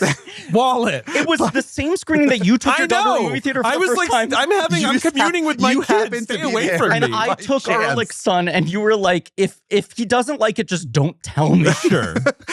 I mean, my daughter, but like the difference being my daughter had seen Totoro like 20 times. It was one of her first movies. And my daughter, who is a lot more pliable and responsive to the Studio Ghibli of it all, is obsessed with and turned me on to, really converted me to The Power of Ponyo, which she now wants to watch either that or Totoro. that was every my night. daughter's first Yeah. movie. Right. Ponyo. But Totoro was like Ponyo's so second. good.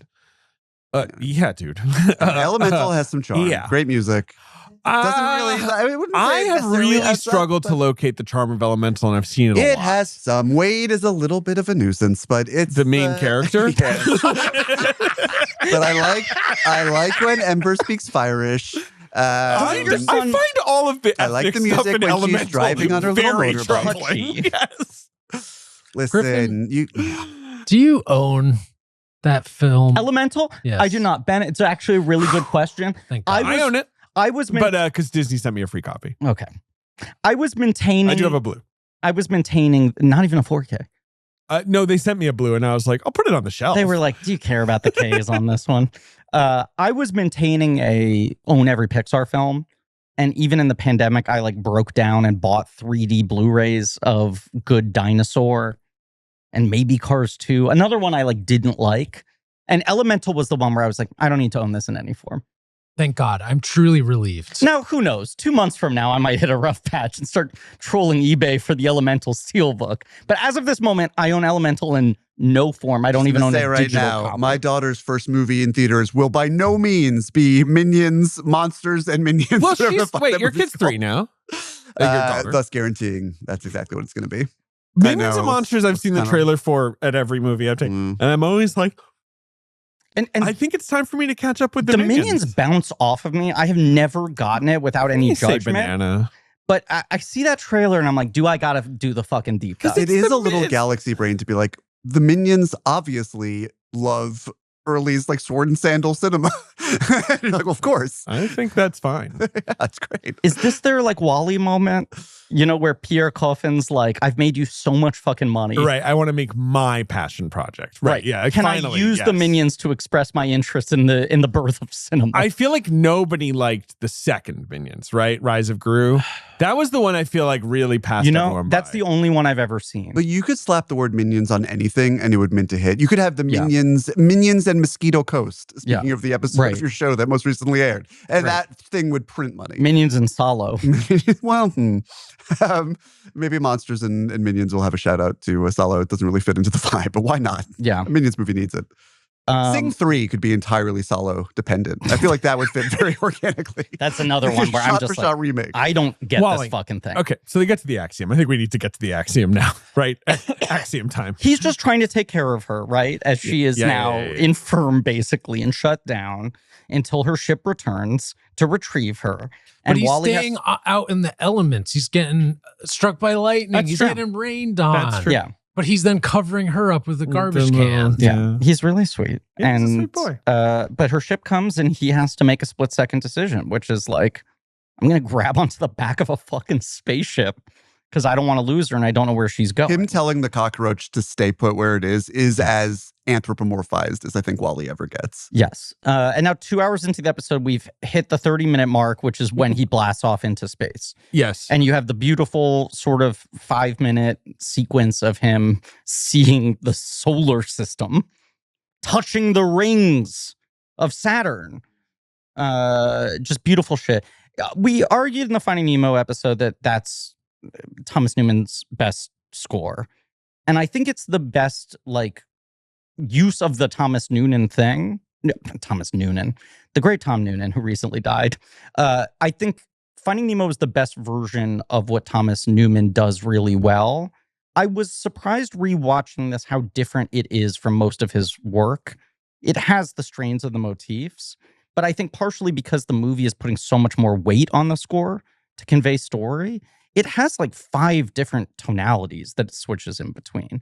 And it feels like this sequence where it's you know, the kind of like magical beauty of the stars is when Newman goes into Newman mode for the first time.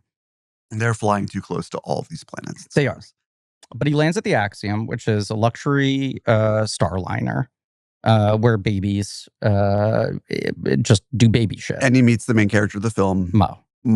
Mo is incredible. And I feel like Mo had largely kind of been hidden from the marketing. I think they hit a lot of the Axiom stuff. They really front loaded. Yeah, they did, because I remember everyone being so focused on this movie and being like, and if you watch the trailer, it does look like it's not all on the planet. There's one Earth. shot of the captain in the trailer. Right. Yeah. But no one was really prepared for any of that, which I think might have been also part of why it did bounce off some people. Like some people did bounce off it a little bit. I also think, I mean, I compare it to like shit like Full Metal Jacket, right? Where it's like... often Wall-E is compared to Full Metal Jacket, yeah.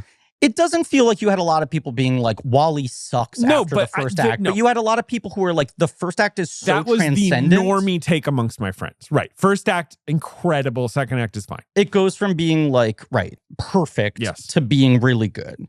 I have always liked all of it, but the purity of it is, it's just astonishing where you're like, I can't believe they're getting away with this and it's working. Agree, and I think it's all good. I love the first act and I think it's so special. But I think the movie needs everything that happens. The sci-fi kind of dork that I am, just love the Axiom. And I love all of the kind of like kids version of rebelling against, you know, the ship computer and all. Like it's just like, it's classic sci-fi storytelling that I respond to. I think it's so well done. I like that it's goofy farce. Like like that it is like a mad. That's where you feel the Reardon too of like him bringing in a Simpsons guy, and obviously you know? the Pixar. You know, like Monsters Inc. has a bit of that, and you know, of course. Like I really like the captain. There are so many bad versions of this where you're like, this is the cop-out that we finally introduce a character who can speak all the subtext and explain everything directly to camera. But I think the arc of the captain is really well rendered. And I completely agree. The captain could have used a wife who kept telling Wall-E to get the fuck out of her house. That really would have added. Bossy face. Well, like, Otto's kind of his work wife. I suppose. Yeah. Otto, the true villain of the film. Right. There's Captain McRae, Jeff Garland's character, who does not, he's only called the captain, really, but who is not a villain, right? And then Otto, voiced by Mackintalk, or whatever it's called. Voiced by and credited in the uncredited Mackintalk. It's called Mackintalk, right? Right, which was that era's talk to. Feels when is deliberate that the antagonist of the film is the only one not to have any sort of trace of human. Right, like Ben Burt didn't do that. They just typed words into a computer, and that's the Mac voice. Portal is the year before, right? The Portal connection is strong. But I think it's parallel thinking. It's parallel, right? Like, because it's not like. But I remember at the time, Portal, obviously the greatest video game ever made, equaled only by Portal 2. Like not being able to shake that comparison. Yeah. Yeah, I mean, obviously, GLaDOS. Obviously, Otto is a lot more HAL visually coded. I mean, with the red eye at the center is kind of dominant. But yeah, I mean, I think it was like the Mac aesthetic combined with evil superintelligence gives you GLaDOS/Otto. But I just want to talk about Mo. I married Mo, as I alluded to earlier in this episode. Well, can you speak on that? Yeah, I mean, I was trying to, in that sort of pause, figure out how best to do that in this very public forum. Your wife, a lovely human being, one of my favorite people. Lovely human being. Greatest person on earth. I don't project what you're saying. You're like as derogatory, but I need you to unpack it so the audience understands. One of my first dates, anytime your wife texts me like, you know, are you going to this screening tonight? Like, you know, David's out, and I'm like, no, divorce him. I'm just like, divorce. Listen, anytime you like go to Cannes, I'm like, divorce. What's he doing going to Cannes? If she could carry our children up to our 4th floor walk-up, maybe she would have then a you'd good be reason done. to. Yeah, I'd be done. You're it's my one only task. utility. But I am definitely every relationship needs a Wall-E and a Mo. And Eve is sort of off in her own lane. She's the other woman, as far as I'm concerned. But yeah, on one of our first dates, I drew, similar to how Griffin drew a sad version of himself at a bar, I drew a crude, maybe the best thing I've ever drawn as someone with no artistic talent whatsoever, a little caricature of Mo on her legs. Wow. And across both legs somehow. Yeah, that's bold. And the ballpoint pen. It turned out pretty well. A lot of just boxes. You identified this movie as a shared point? Yes. We've been dating started dating 16 years ago. So a year or two after Wally. Yeah, I mean, we knew each other since college, but we didn't start dating until we got drunk one night, as happens. But she is very compulsive towards cleaning. And I am more of a Wally type in that I like arranging and collecting things that other people might think of as trash. I did appreciate there's a thing on the Criterion disc where Stanton calls out that he is an obsessive physical media collector. And it's like the balance between being like, I buy these things, they give me comfort, they make me happy. I want to be in a room surrounded by all the things I care about. It doesn't actually solve anything. I'm not critical of Wally's compulsion. Right, of course. But I wonder about Mo. It's sort of the classic one must imagine Sisyphus happy sort of thing. Like, is he delighted or she delighted? They? I mean, the robots are aggressively coded in this movie. Mo, not so much, but aggressively gendered, I would say. But is Mo happy to have the excuse to pop out of light and clean something, or is Mo more irritated? This is a question I am often asking in couples therapy with my beautiful partner. But yes. Mo is, when Mo sees the dirt trail, goes whoa whoa whoa whoa whoa whoa whoa. That moment. I mean, will not let it Mo land. lives He on a shakes his arms out like I got my work cut out. Right, he lives on a line. Yes. Again from Portal 2. Remember Everyone that. on the Axiom, basically. Right, The Axiom all and- runs on lines. Right. His big moment obviously is daring to jump the line, and one assumes tempt death. Like I feel like he's thinking like, if I jump the line, will I just explode or shut down or something? But like his job is to obsessively clean everything in what is a very sterile environment. And Wally enters the ecosystem covered in dirt and creates a new... But does this give Mo a purpose that Mo has never had before, justifying Mo's life? And therefore, should Mo not be pleased to have the opportunity to clean up after someone's messiness? I think that's a great question. One would argue. I think similar, when I was saying like what defines Mo and makes him similar to Wally and Eve is that he takes pleasure in what he does. And you said, is it pleasure or is it like obsessive compulsive? There is an argument that Mo is like mentally ill rather than like driven by joy. But it still is an aberration that gives him a personality. I feel like we're broaching territory that it's no longer fair to discuss without my wife present. Sure. I'm speaking solely of Mo. I speak not of your lovely wife. Yes. Anyway, I will say that the dynamic between Wally and Mo is, I think, a very complicated and familiar one to me. Yes. And I love Mo very much. Mo is so funny. Everything about him, his intensity. Yeah. Yes. Very intense. Single-mindedness. I mean, he's earlier on a journey that Wally is far along on, and even Eva is a little further along on, right? Like, we're watching just the beginning spark of rebellion or consciousness or whatever. Maybe that's the question, is like, Wally and Eva, when they start sort of deviating, is it at first out of an obsession that then they let turn into a joy? Is very Marie Kondo. Yes. But Wally has, for hundreds of years, we assume, been iterating and thus getting weirder and weirder. This is Mo's first moment of activation. Right. And then the other droids, we end up seeing the kind of like, I forget what they call Foreign them. contaminant. Yes, but That's the sort my of like impression. reject bots Yeah. are all like, they've had their first kind of... In the diagnostic bay. Yeah. Right.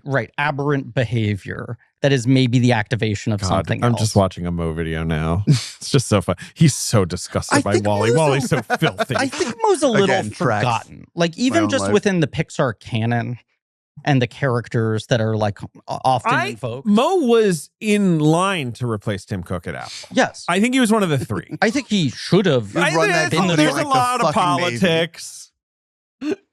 Mo doesn't always, he's tough to need a big personality. No.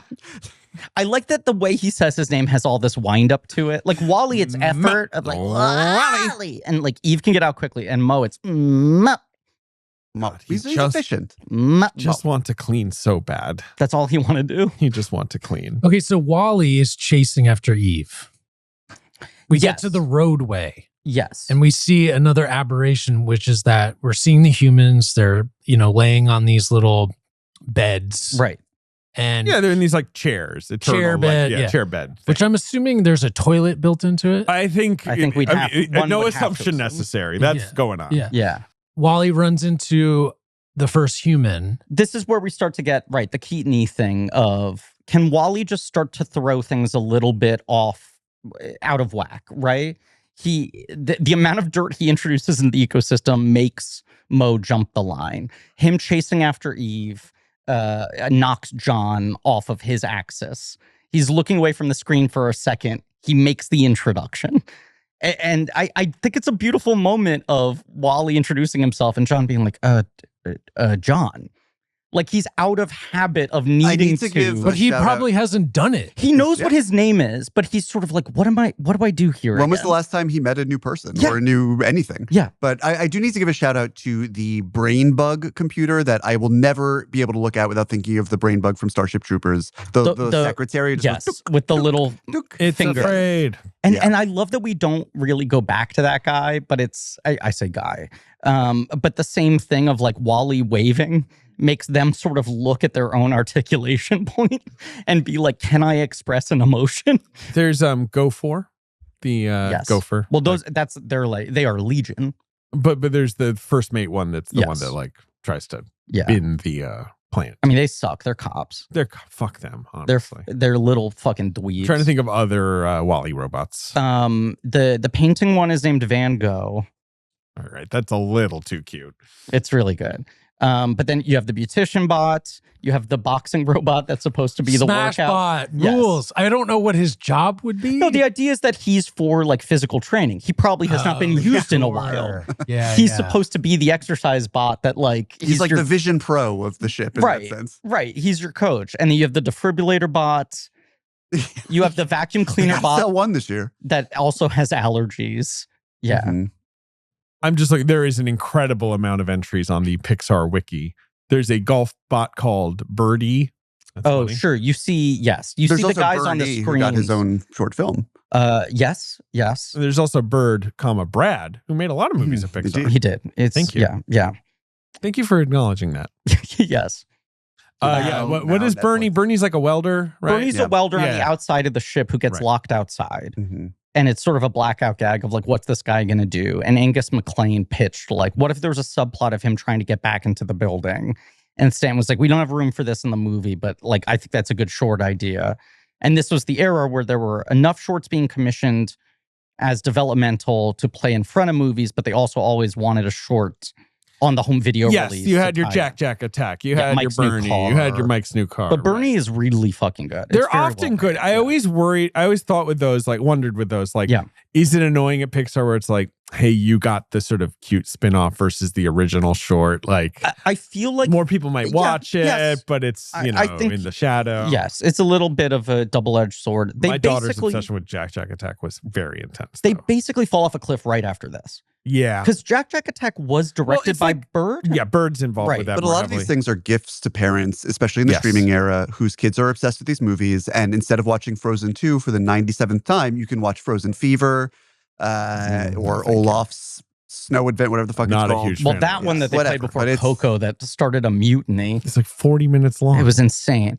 But the one on stars Olaf. The one on Up, they don't even fully animate. Yeah. It's like on the disc as like story reels where they were like, we ran out of time and money on this one. But I find shorts before, now like bringing kids to a movie, a short before a movie is very, very anxiety inducing for me because there's a narrow window where the kids' attention will be locked in enough to the movie and the candy won't fry their brain. I mean, Pixar dropped it. Kids are very different. I think Elemental was the last one. Or your anxiety is too high, I would say. Wait until Bebop and Rocksteady are a little bit older and exerting that boy energy all over you. It is very possible. Did you see I am in for hell? What I placed on your desk, David, in the little tray? You know how you always struggle to remember which one's Bebop and which one's Rocksteady? This one's Bebop. I gave you a little study guide that has a photo on one side and the name on the back. Bebop, as I think I've told you, I mean, the toys are still in separate cribs. Bebop has Bebop, Rocksteady has Rocksteady. But at the start of every morning, Bebop demands both.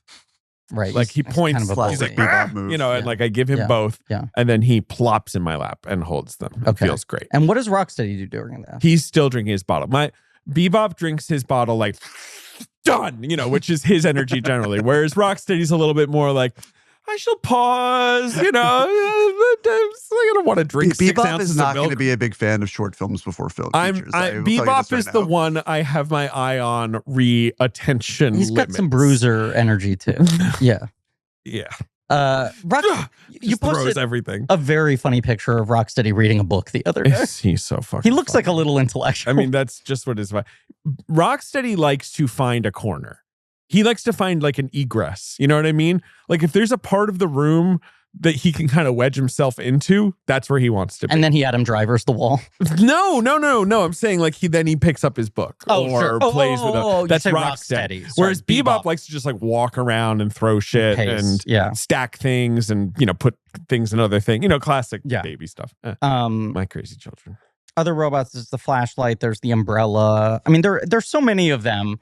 There's the makeup robot. Yes. But what I like is that it feels like one of the things that's activating all these robots is that they're barely kind of engaged with anymore.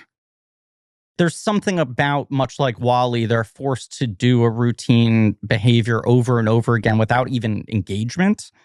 Like when you see the golfing robot and they're watching the screen rather than watching the bot itself. Right. Yeah. Everyone's... It's not like they're depressed. They're just in a daze. Yeah, and Captain McCrae is the one who's sort of like half in. Yes, he is the one whose brain has to be the most awake, even though it's only a little awake. He does have to do like talk daily to other people, but he needs to perform. He needs to get on a fucking Zoom and do the announcement. Be like, you're getting a new cup this week or whatever, whatever your new merch is. Yeah. Right. His brain's still a little bit active and he thinks of himself as more engaged than the rest. He's the only person who has even an illusion of responsibility. Yes. Even though at this point it's like, to what end? Otto doesn't even wake him up. No, I mean, he does the morning announcements. It's his only joy. Right. But, and the idea of switching from day to night, which no one even notices. Like he oversleeps and then sets the time back to morning that he can do the morning. Because it's his only thing he gets to do. He loves to do it.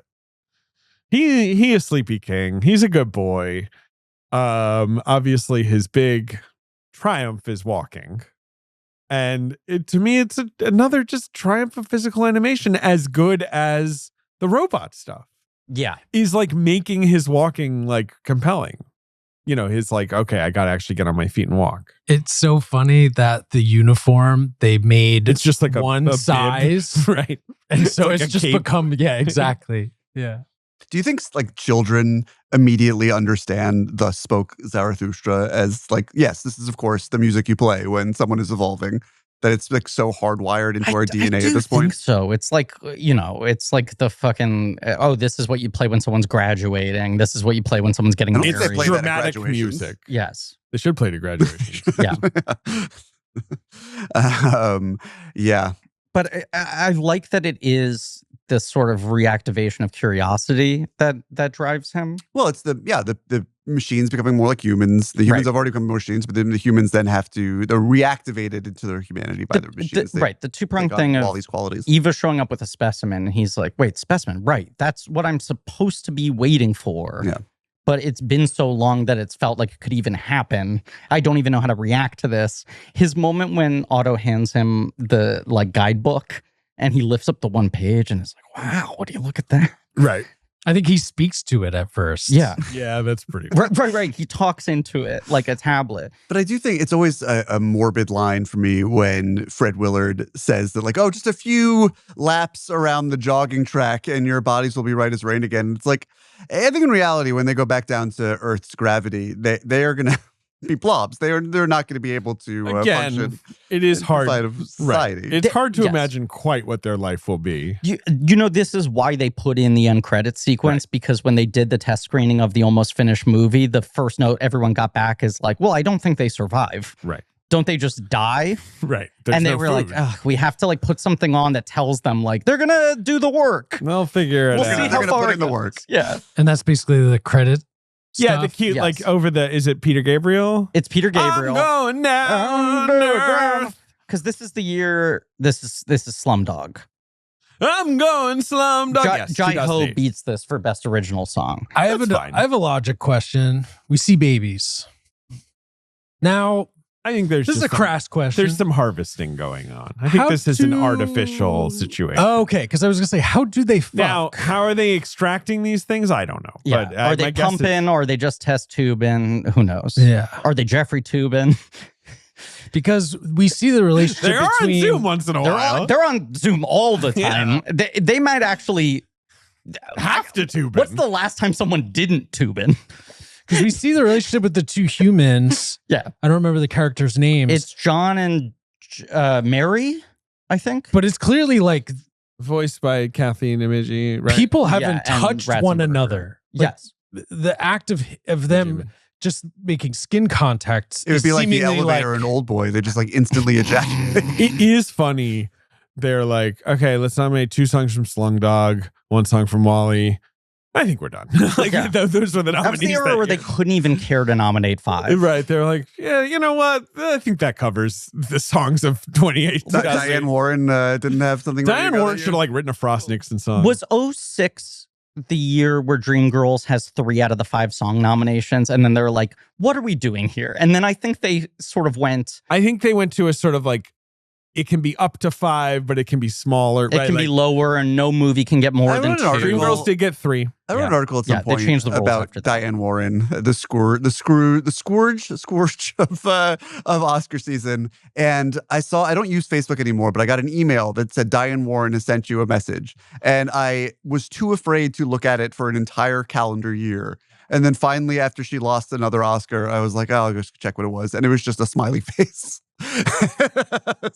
It just is so funny. We that- need to rip off that fucking Band-Aid. and give her an award. Yeah, let's but she just has to stop writing songs for movies that are like Diane Warren, the No. Diane Warren We story reached or a whatever. new Like, low you know what I last mean? year where she wrote a Right. song for a documentary about how she always loses the fucking Oscars. Oscar in this It's about, category. sometimes you lose. And people are just like, we're not giving this to you. I'm sorry. Like fucking famous people write songs. Sometimes you Like David mimed holding a microphone while he was singing that, even though he is sitting in front of a front of microphone. But the documentary about her. I mean, she does. She does. She I has believe written a lot of great songs. identify as having Sometimes Asperger's. you She is on the lose. spectrum. I don't want to be overly harsh, but like she is so embittered. Even when she lost to like fucking like Billie Eilish, or like Lady Gaga for A Star Is Born, which was like she was never going to lose Right, harder. you're not than that. winning this year. She But she still also wrote a immediately, Star picks Is up her Born shit song. and walks home. Right. The problem is that there were so many years where it felt like this category was so irrelevant, where people were like, do you just fucking eliminate it from the telecast entirely? And we should have given it to her one of those years. Now, And now the I last- want to find it. I the want to last- find when do we give it to The her. last 10 years has been like songs that people Okay. actually know written by giant pop stars. Yep. She's not going to beat Her them. chances I'm are just going to decreasing give you rapidly. some of her losses. Her first nomination was for Nothing's Gonna Stop Us Now from Mannequin. An incredible song. What beats her? Time of My Life from Dirty Dancing. Yeah, You're not beating No, that. no, but you're like in any other year. Maybe. Yeah. But I think that's like, okay, here's when she should have won. It's her second, although I wouldn't give it to her. But her second nomination is for Because You Loved Me. Oh, it's beautifully sung by Celine Dion from the forgotten film Up Close and Personal. It loses to You Must Love Me from Evita, which is ass. Yeah, Might as well be you're called right. ass song. That should have been her win, and we could have Now, avoided a lot of the pain. correct winner there is That Thing You Do, Yeah, which is better and was nominated. and was nominated. Yeah. But if they'd given it to Warren, that's still better than the stupid Okay, Evita so that's song. nomination 2. Nomination 3 is How Do I Live from Con Air? A banger. A great song. Hilarious that it's from Con Air, but a banger. What beats it? My Heart Will Go On. Yeah. You're not winning. Break. You're not going to Okay, win. so then the year after so that you're- is Don't Want to Miss a Thing? So the next year, she has I Don't Want to Miss a Thing from Armageddon, beautifully sung by Aerosmith. There she loses to When You Believe by the Prince of Egypt. I think we could have given it to her there. I think that's also her I best don't song. really like, right. I got pretty sick of it, but like, I don't think there's a huge problem skipping fucking When You There Believe. is definitely an element of continued injustice that has fueled her. The next year, she has, what's it called? Music of My Heart from Music of the Heart. Well, that's, who She's cares? starting to get desperate. That loses to You'll Be in My Heart from Tarzan. And that's which a- obviously Blame Canada should Right, win that but that's year. an NSYNC Gloria Estefan song. I remember NSYNC performing at the Oscars. I definitely remember Gloria Estefan. Blame Canada's my winner. winner, but You'll Be in My Heart. Then, okay. What are you guys Completely talking slaps. about? That's the When She Loved Me from Toy Story 2 year. That's what should have won. McLaughlin and Newman. Now, I'm going to shoot you in the head. don't do that. Now, her next nom is for There You'll Be from Pearl Harbor. A terrible movie with it's regular fine. Diane Warren. It's Diet. What's the fucking Con Air song? I'm already It's forgetting. fucking how do I live? It's very similar. Yeah. Yeah. It is. it loses to another situation of the Oscars giving someone their much delayed award, Randy Newman for Monsters, If Inc. I Never You, Yeah. right? So they had to give it to Newman. Yeah. Then 13-year drought. That's Warren wild. vanishes because I feel like the Yeah. kind of work she did Yeah. was no longer needed, right? But those are the years where she could have eked out a win Hollywood if she turns had gotten away. It was the hero we wanted, Yeah. but not the one we You know, needed we- or deserved, but not the one we And deserved. Is it the sexual assault on campus movie? Is that her return? in between that, The Hunting Ground Yes. and Pearl Harbor is her song from Beyond the Lights, Grateful, Oh yeah, which is pretty good. yeah. And that loses to Glory from Selma. So she could have won there too. No, Which- Glory fine. is strong. It's fine. Glory's And strong. It did make Glory Chris is Pine strong. cry. Let's also remember that year was the whole thing where Selma only got 2 Oscar I know. nominations. And it it got song suddenly and was the picture. only Selma but win. Glory And it was is like, a if we don't strong give song Selma the Oscar in that win, we look category. like assholes. She definitely could have won One for the day. documentary about sexual assault When with the the glory Lady comes. Gaga song And Till Joe It Happens Biden. to You. Yeah. Because Writing on the Wall from Spectre won. A song that sucks. Another- and is for losers. Yeah, terrible. That's the song. Sam I Smith mean, one. Yeah. Jesus. That's a Especially snooze. given the one that we eventually heard, the song that Radiohead wrote Yeah. for that movie. I know, that sounds Yeah. cool It's too. incredible. So, like, I do feel going like into that night, everyone thought she was finally going to win, and the fact that Joe Biden was on stage presenting the song with Lady Gaga, it was like, Right. this feels like a moment. and then they were like, whatever. Since then, it's been like, stop it. Because like the nominations have been for Marshall, RBG, Breakthrough, The Life Ahead, which was like an Italian what movie. is Breakthrough? Breakthrough was a Chrissy Metz, Yes, she's like stuck under the ice. Josh Lucas, a kid falls Right, into right, the right. ice. Sometimes you're Yeah. under the ice. They, like, I don't they know. pray a kid back to warmth. That's You know, truly what that the- movie, like based on a Listen true to these story. movies you've Colton never heard Burpa of. went The to Life heaven. Ahead, For instance? 4 Good Days, Yeah. which is the like Mila Kunis Yes. heroin addict movie. David, why are you reading off my Spotify rap? Then in 2022, the Oscars are like, here's an honorary award. Stop it. Like, she gets 4 more nominations after that. Tell They're it like a enabling woman, her, though. flaming hot. Yeah. She got nominated for the Cheeto movie. What's the song? It's called The Fire Inside. Jesus. Is that the year that Billie Eilish beats her for the second time? I mean, I don't think she was ever going to win, but it does. Yes, Eilish wins for Barbie. That's the year that I'm Just Ken should win. Yes. And instead Or they gave Dua it to the Lipa. Eilish song. But the Dua Lipa Dua song Lipa wasn't even nominated. She's too Yeah. hot for the Oscars. Okay. Well, Yeah, they famously never give Oscars to hot people. The 688, and then yes, last year she was nominated for the movie Diane Warren, Relentless, and relentless she is. Yeah, and- we cannot deny this. And I just like that it wasn't even considered to give it to her. You felt like everyone who wrote her in on the nomination ballot put parenthetical, but I'm not giving her the win. As a joke. In the fucking golden year. Yes.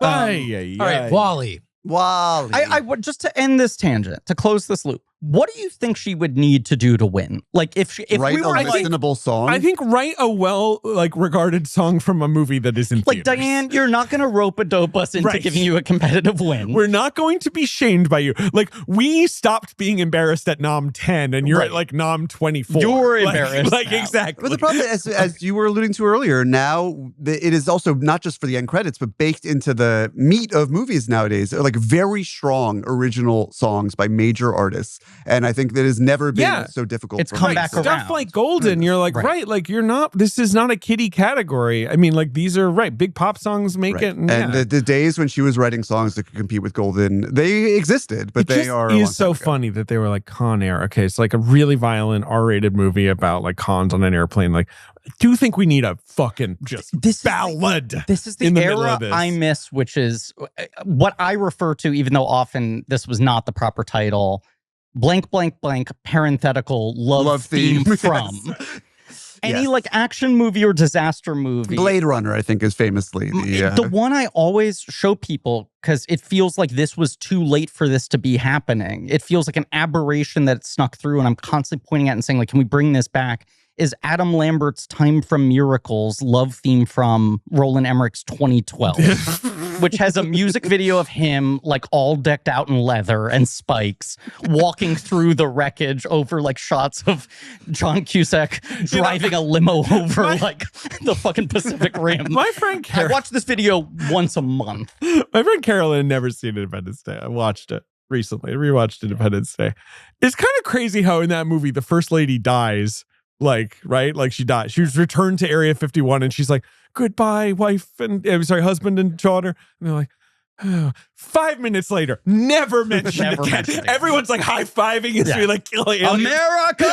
Like she says happy Independence Day, Dad. He's like, yeah, happy Independence Day to you. Like they're just like, I mean, it's already a movie where like no one sits down and is like, I think 1 billion people are dead. Sure. Like they are just booming cities one by one. The question is like, should Diane Warren have hitched her wagon to Feige and gone like, every Marvel movie needs a love song sung by like a Groban?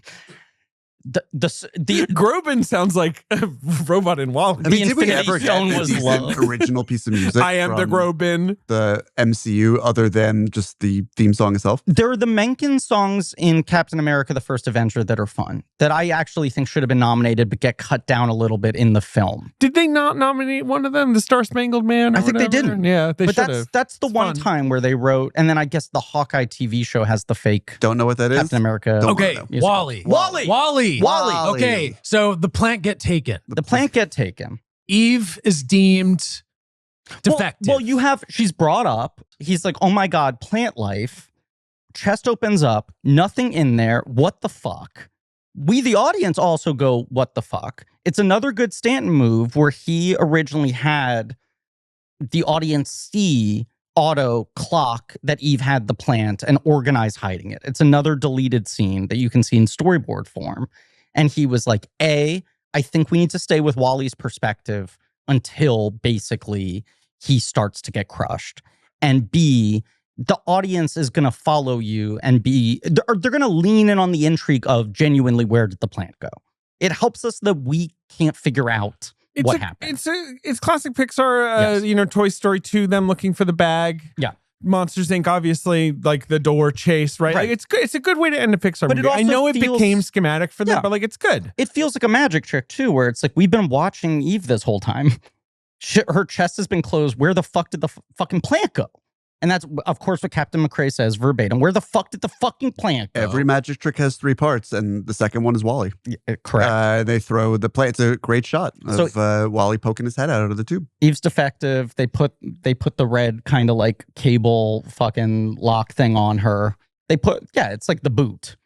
And send her down, and Wally's chasing after. We meet the other reject bots. And what do they call it? Rogue robots. Also fun, Island of Misfit Toy Boys.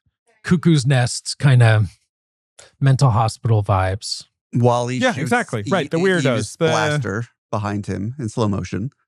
And they all run rampant through the hallways of the Axiom. It's fun. And then eventually, at some point, he winds up in the escape pod. Well, they're wanted, and all of those aren't the Gophers, but those sort of like big screen guard bots have taken the photo that now everyone's waking up a little bit by the danger of our robots turning on us, which is another example of Wally starting to create the ripples that affect everyone else. Right. The whole system runs on everyone behaving. Like it does not run if the robots have their own idea. And that's just alarming enough to break everyone out of the trance. But I guess basically in running away and hiding out from the guards, they see the Gopher trying to eject the plant. The Gopher's got the plant in his tummy and he puts it in the escape pod, and Wally wants to go after it. What were you going to say, Dave? That's the idea that I love of like this. He's been infected with consciousness, right? Yeah. And like he brings consciousness back to all these people who've lost it. Like it's not just the robots coming to life, it's everyone coming to life. Yes. That's why I love this movie. Yes, I agree with you. It's good. And that's why, everything on the Axiom's important. I think when I was 22 and I saw this movie in theaters and was so hyped for it and was then like probably mad that it was not like a Philip K. Dick style gonzo depressing fable of, like I was like, oh, I don't like all the kind of farcy kid shit at the end. Like boring. And now I just watch that and I'm like, that's the point of the movie as much as anything else. And it's so funny. Like, and it's so fun to watch with a kid who loves all the antics, of course. Sorry, I was just pulling up my iPad, but that's the other part of it is she's leading him to the escape pod because she wants Wally to leave. Right. That she's actually fully angry at him. Right. Is like, the fuck are you doing here? The plant's gone. It made Eve look bad. This is your fault. Yeah. I got this stupid fucking thing plugged into my head now. I'm on like all the wanted screens. And in trying to get him to go into the escape pod, they then see the gopher show up, hide in the shadows, put the plant in there, and Wally gets stuck in the escape pod trying to save the plant, which she then thinks explodes. You see a moment. Great little bit of Wally being all manic in the porthole where he's like about to explode. He's like, "Whoa!" And the fucking parachute coming out, like all the crazy gag shit. And then the no of Eve actually. She does care. She doesn't want him to die. And then like one of 10 Chekhov gun moves this movie has is like, oh, right, we saw him learn how to use the fire extinguisher on Earth. He knows how to use this. He can propel himself. They start dancing, define dancing. Right, because Captain McCrae has also already now watched Eve's camera. And he's like, the fuck is this place? Earth. Supposed to be green? Not the cute paradise of my storybook. Trees, water. It's basically the same plot as Under the Skin. I guess. Of like a creature becoming increasingly humanized. In this case, not to their detriment. But and Captain McCrae getting obsessively falling down a Wikipedia rabbit hole, basically. Right. I guess it's important to remember them restoring the planet. They do have the robots. And the robots will be helpful. Now, where are they going to put all the cube garbage and stuff? I don't know. It does feel like that's got to go somewhere. Well, my thing is send it into space. Put it on the Axiom. That was probably the way they could have resolved the problem in the first place. Instead of building a ship to get humans to leave the planet, fill the fucking ship with garbage and send it out to space. Like the low orbit anyway is so cluttered with satellites, thanks to Elon Musk. Thanks to Elon. That it's like they can't even, it's already their backyard is full of junk. But I wonder if the robots, like the character robots, are not going to want to do their functions because they have now discovered love and the joys of life and whatnot, and they're going to have to rely on the wall A's and sure, but you see in the end credits the way that like the robots are helping with the efforts, the way their programming can be reapplied to farming and such. Yeah. They're gonna make a pizza. But like, I would feel bad asking Wally to like go take out my trash for me or something. Like he's got stuff to do. He's got a life of his own. He's got dates. He's really got to put the work in on this relationship if it's ever gonna survive. You have the divine dancing thing, which I just think is so beautiful. Beautiful. Them creating their own like colored trails and that swirling is between each Newman fucking unleashed. Yeah. That is a really this is what it's the argument that like it's the other one I think you could say is his best score only because it forces him to do a lot of stuff outside of his usual wheelhouse. He found it quite challenging, I think. And then you have moments where it's like, and Tommy, I'm going to let you do your shit on this one. He actually, the whole score was written by AI. It's ironic for the creation of the movie, but he just said like, write me a pretty score. Well, it was written by David when he was sad about missing his mommy. Oh. Which David are we talking about? The one from AI. Yeah, his love is real, but he is not. There's just too many Davids in the room right now. I'm sorry. Too many Davids. You see, it lost score, obviously, to Slumdog, I guess, which does have, pretty iconic music. Yeah. Thomas Noonan, another way. I keep saying Noonan. Thomas Noonan's in this film. Thomas Newman is another one who I think is at 20 nominations and 0 wins. Noms. Yeah. He might only be behind Diane Warren now. Tom Noonan also had 20 nominations. It really fits Newman's, like, he's 15 noms. His thing 15. Of, like, he's workmanlike, like he's pretty reliable. I think he's distinctive, but I do think he's also taken for granted. Of late, he's been, but he's not taken for granted in that they like will nominate him for Passengers. That's the crazy. Where you're like, they clearly know him and recognize him. You're noticing the Passenger score, and you also refuse to give him a trophy. I mean, the connection between Passengers and Wall-E is pronounced. I mean, I think they should. That is the live-action remake of Wall-E. His 1917 score, which was his last nom, I listened to all the time. The film that was playing that I was supposed to go see the night that you carried the snoo up the stairs to my apartment. When Lord was coming, I didn't get to see. I was spared having to see 1917 in theaters. Then I ended up I had twins and I was like, well, I'm not going to get 2 snoos. And then SpongeBob meme 1 month later, like the second snoo is being brought into my house. He should have won that year because he lost to fucking Joker. Yeah. Jesus. But that was, I mean, it's like the Slumdog win. Like even giving Jai Ho best song wasn't enough. Slumdog was such a fucking juggernaut. He should have won for this. Yeah. He should have won for this. But the Slumdog moment. Yeah.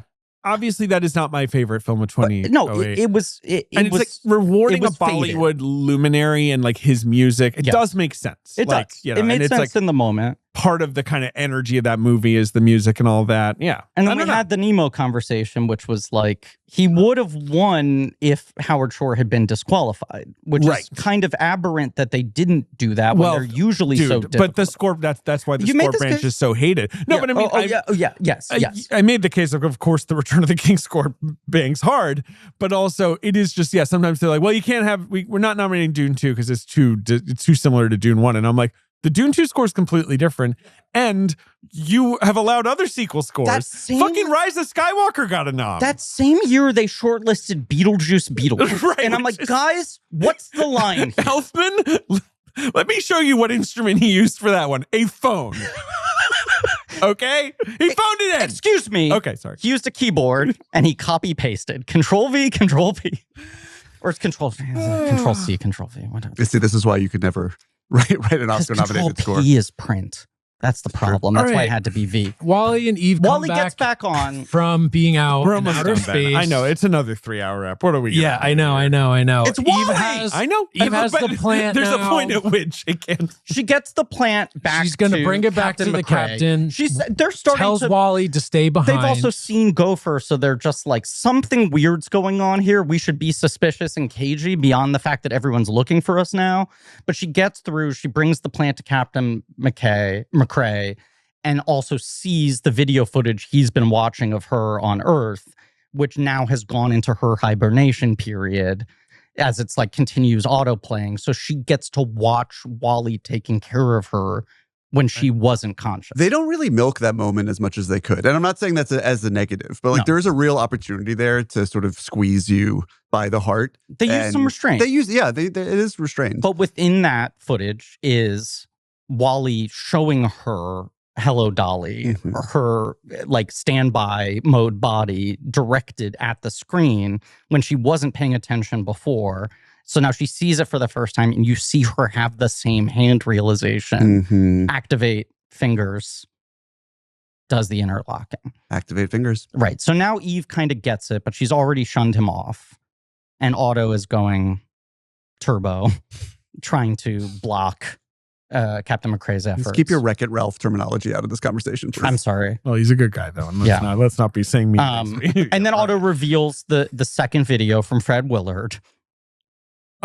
Looking like they just busted him at the Tiki Theater. Very disheveled. Was he wearing a life jacket when he went in there? We didn't want to drown. Jesus. A lot of fluids in that place. This is our episode on a children's film. But the idea that it's like 5 years later and things have gotten so bad and he's just like, never mind, abandoned. Right. And just the secret protocol. You're actually just going to stay out here forever. And there's an argument that Otto is showcasing the same thing we're talking about with our other like hero robots, which is like Otto has clearly made a decision to hide this information from the humans. Otto has been serving all of these captains. Well, and at Otto's some point, following protocol. I mean, that's Otto's design. But like, was protocol not giving the captain the complete information? I think it was by any means necessary, making sure that humans do not get back to. He was following his prime directive. Yeah, you just could argue that Otto is starting to make like creative decisions of how to execute that. Maybe in the way that like a learning language model, a large language model, whatever the fuck they are, would make what appear to be creative decisions to gas somebody up when they're asking ChatGPT for advice. I mean, I don't think it is actually thinking for itself in that its irrational feeling is defeating its programming in the way as all the other robots in the film. I think that's what distinguishes Otto from all of them, is that it is bound to its order and can't really think novelistically. They both get knocked down the garbage chute, zapped by Otto. Wally gets crushed and smushed. But Eve sees that he has saved the plant and all is not lost. Yeah. Yeah. It's also a fun moment with Mo. Right. Wally makes the introduction to Mo, who just uses it as an opportunity to clean his hand off. But like that, but Mo joins blocks the team. The doors when the garbage is being Mo takes a ejected. big risk. Yes. Yeah. And then Mo says life can be messy. I love the But the ship moment won't be. of Wally's sort of like back hinge flipping out his hook that he had previously been using for the igloo. And you're like, that's a pretty perfect place to put Mo. We got our fucking core 3 now. You know, like the 3 of them, like Eve can carry Wally, Mo can be on Wally's back, and we're just fucking all business now. What I'm taking from this is that maybe my marriage needs a third. Just So to like that, right? achieve harmony. We need an Eve. You need an Eve. Maybe the Eve is your couples therapist.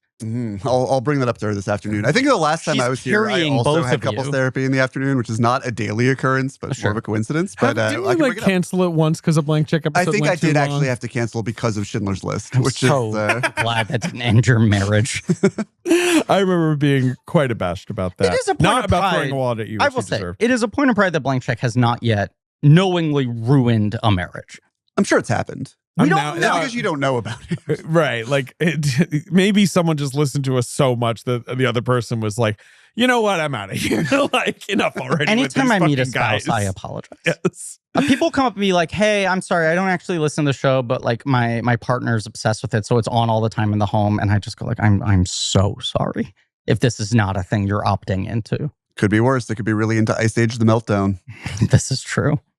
Wally.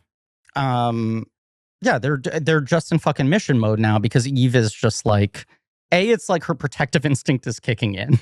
Wally is close to death. His circuit board is fried. There's no time to waste. He has, in a slightly Christ-like way, potentially sacrificed himself for the sins of humanity to try to save them. But that always, I was watching the movie and I was like, he'll be okay. Like that would be too I bold. had half a moment of, is Pixar going to do it? Nah. I think future generations of people, once they repopulate the Earth, should worship Wally They should. yeah, as a just god, for fun. or at least the child of Just Wally. as a good movie. But they've locked Captain McCrae up. Wally, Eve, and Mo are trying to find a way to get to the Lido deck because if they can put the plant in the whatever it is, Holodeck. the holodeck, the ship will autopilot itself. It will override autopilot himself, even, and just go straight to it. And McCrae just needing to give a shit. He's still trying to stay in the hover chair and do everything he can, but then you finally get to the breaking point, as you said, this excellent piece of animation of, I gotta fucking walk. None of this is going to happen if I don't make the effort to take the first step. Yeah. And it's such beautiful walking. Little Bobby boy. I mean, this is really when Wally sacrifices himself, though. Yeah. He gets crushed in the trash compactor. It's that Otto is trying to drop down the chamber where they're supposed to put the plant into. Yes. Well, right. The first thing that happens is that Otto shocks him, which fries the circuit board. And then now he's additionally physically crushed. I like that they fool Otto with a drawing of a plant. Yes. Because Otto's The dumb. projection. Yeah, the projection of a plant. And it's just like the ripple effects of everyone that Wally has affected in some way or woken up. Now everyone is suddenly joined in the Very effort. Paddington-esque in Right. his way. The sort of I know that guy thing where people are like, oh yeah, Wally. Yeah, he says that. He's like, hey, it's Wally. Go, Wally. Right. Out the window. Yeah. Right. In a civilization where people have no social interactions, Wally is like their favorite thing they've ever met because it's the last time they had a feeling about anything. It's a smart choice that it's just hyperspeed and it's like once you get the boot in there, we're just going to go straight. Right. Yep. Just get it over with. how it's all designed. But right? then you have what I find so emotionally affecting is Eve in that panic mode of like, I don't have a second to waste. How do I keep him alive? How do I save him? And trying to reconstitute with all the spare parts inside his little trash home, blowing the hole in the ceiling to light him up. And then that moment where you're like, are they going fucking cuckoo's nest? Like, is he gone? And the long recalibration of the eyes readjusting, and then the satisfaction of the so droop. satisfying. Yeah. I just you can't end a Pixar movie that way. I'm just picturing Mo breaking out of the window and running away into space. This movie felt so audacious that I was like, are all rules out the window? Can they get away with doing that? It's just a bad I didn't ending. want it to happen. She's but got to give I him thought, a big, I felt sloppy a genuine electric kiss. tension from it. Yeah, there's tension for sure. Right. And then obviously Toy Story 3 is actively towing the line of that tension even more of are we going to do it? Guys? Are That's you what gonna I do it? don't like about I know that that's what moment. you don't like. But others do. So I don't find it credible at all. It's not credible. Never believe it. I'm like, right. I'm like, just don't piss on my leg and tell me it's raining. I think it's a credible moment. I think what's credible about it is it's more about the acceptance of death and the fact that the threat is actually real. Just what I want. I think from you're my dumb and fucking wrong. Toy Story movie. That is exactly what I want for my Toy Story movies. They're immortal. They can't die. It's part of that's their curse, which is what I like about the Toy Story movies. Yeah. Is the way it explores. The their only good thing about immortality. Toy Story 3 is that Totoro's in it. You're like totally I just like Toy Story when 3 in Mr. the Potato trash. Head turns into Yeah, the tortilla Throw head it is all in the fucking awesome. incinerator where That's it good. belongs. Wow. You don't like Lotso? No, I do not. Why would he Lotso. like Lotso? He creates I- a good I am workplace. All he wants to do is just hug his Lotso employees. looks like he smells bad. I'm not into He it. smells like strawberries. Anyway, we see a bunch of greenery, and it's nice to think that Wally played a big part in clearing all of the debris that enabled the plants to grow. Right. You're like, even if they still have these giant trash towers to deal with, he did at least create open enough spaces that they can plant things. And His that work things wasn't grew. in vain. Yes. Yes. And society rebuilds itself as depicted in the evolution of artistic styles and movements. And it's a great movie. Wally's my boy, man. When you get to like fucking Pointillist Wally and Eva under the tree, it's a great movie. I love this fucking movie. It hits the ending quickly. It's not abrupt, but it's very efficient. It's and emotionally the greatest satisfying. tension at this point is just, can she save him? Right. And if it takes too long to get home, then you don't believe there's any way to save him. Yes, it is. My only reservation is that I think that the bit with the ship tipping over and all the babies sliding is thematically on point, but I always wished it were a little bit more viscerally satisfying after the 30 minutes of this like great Tati like scramble through the ship, which feels so balletic and fun.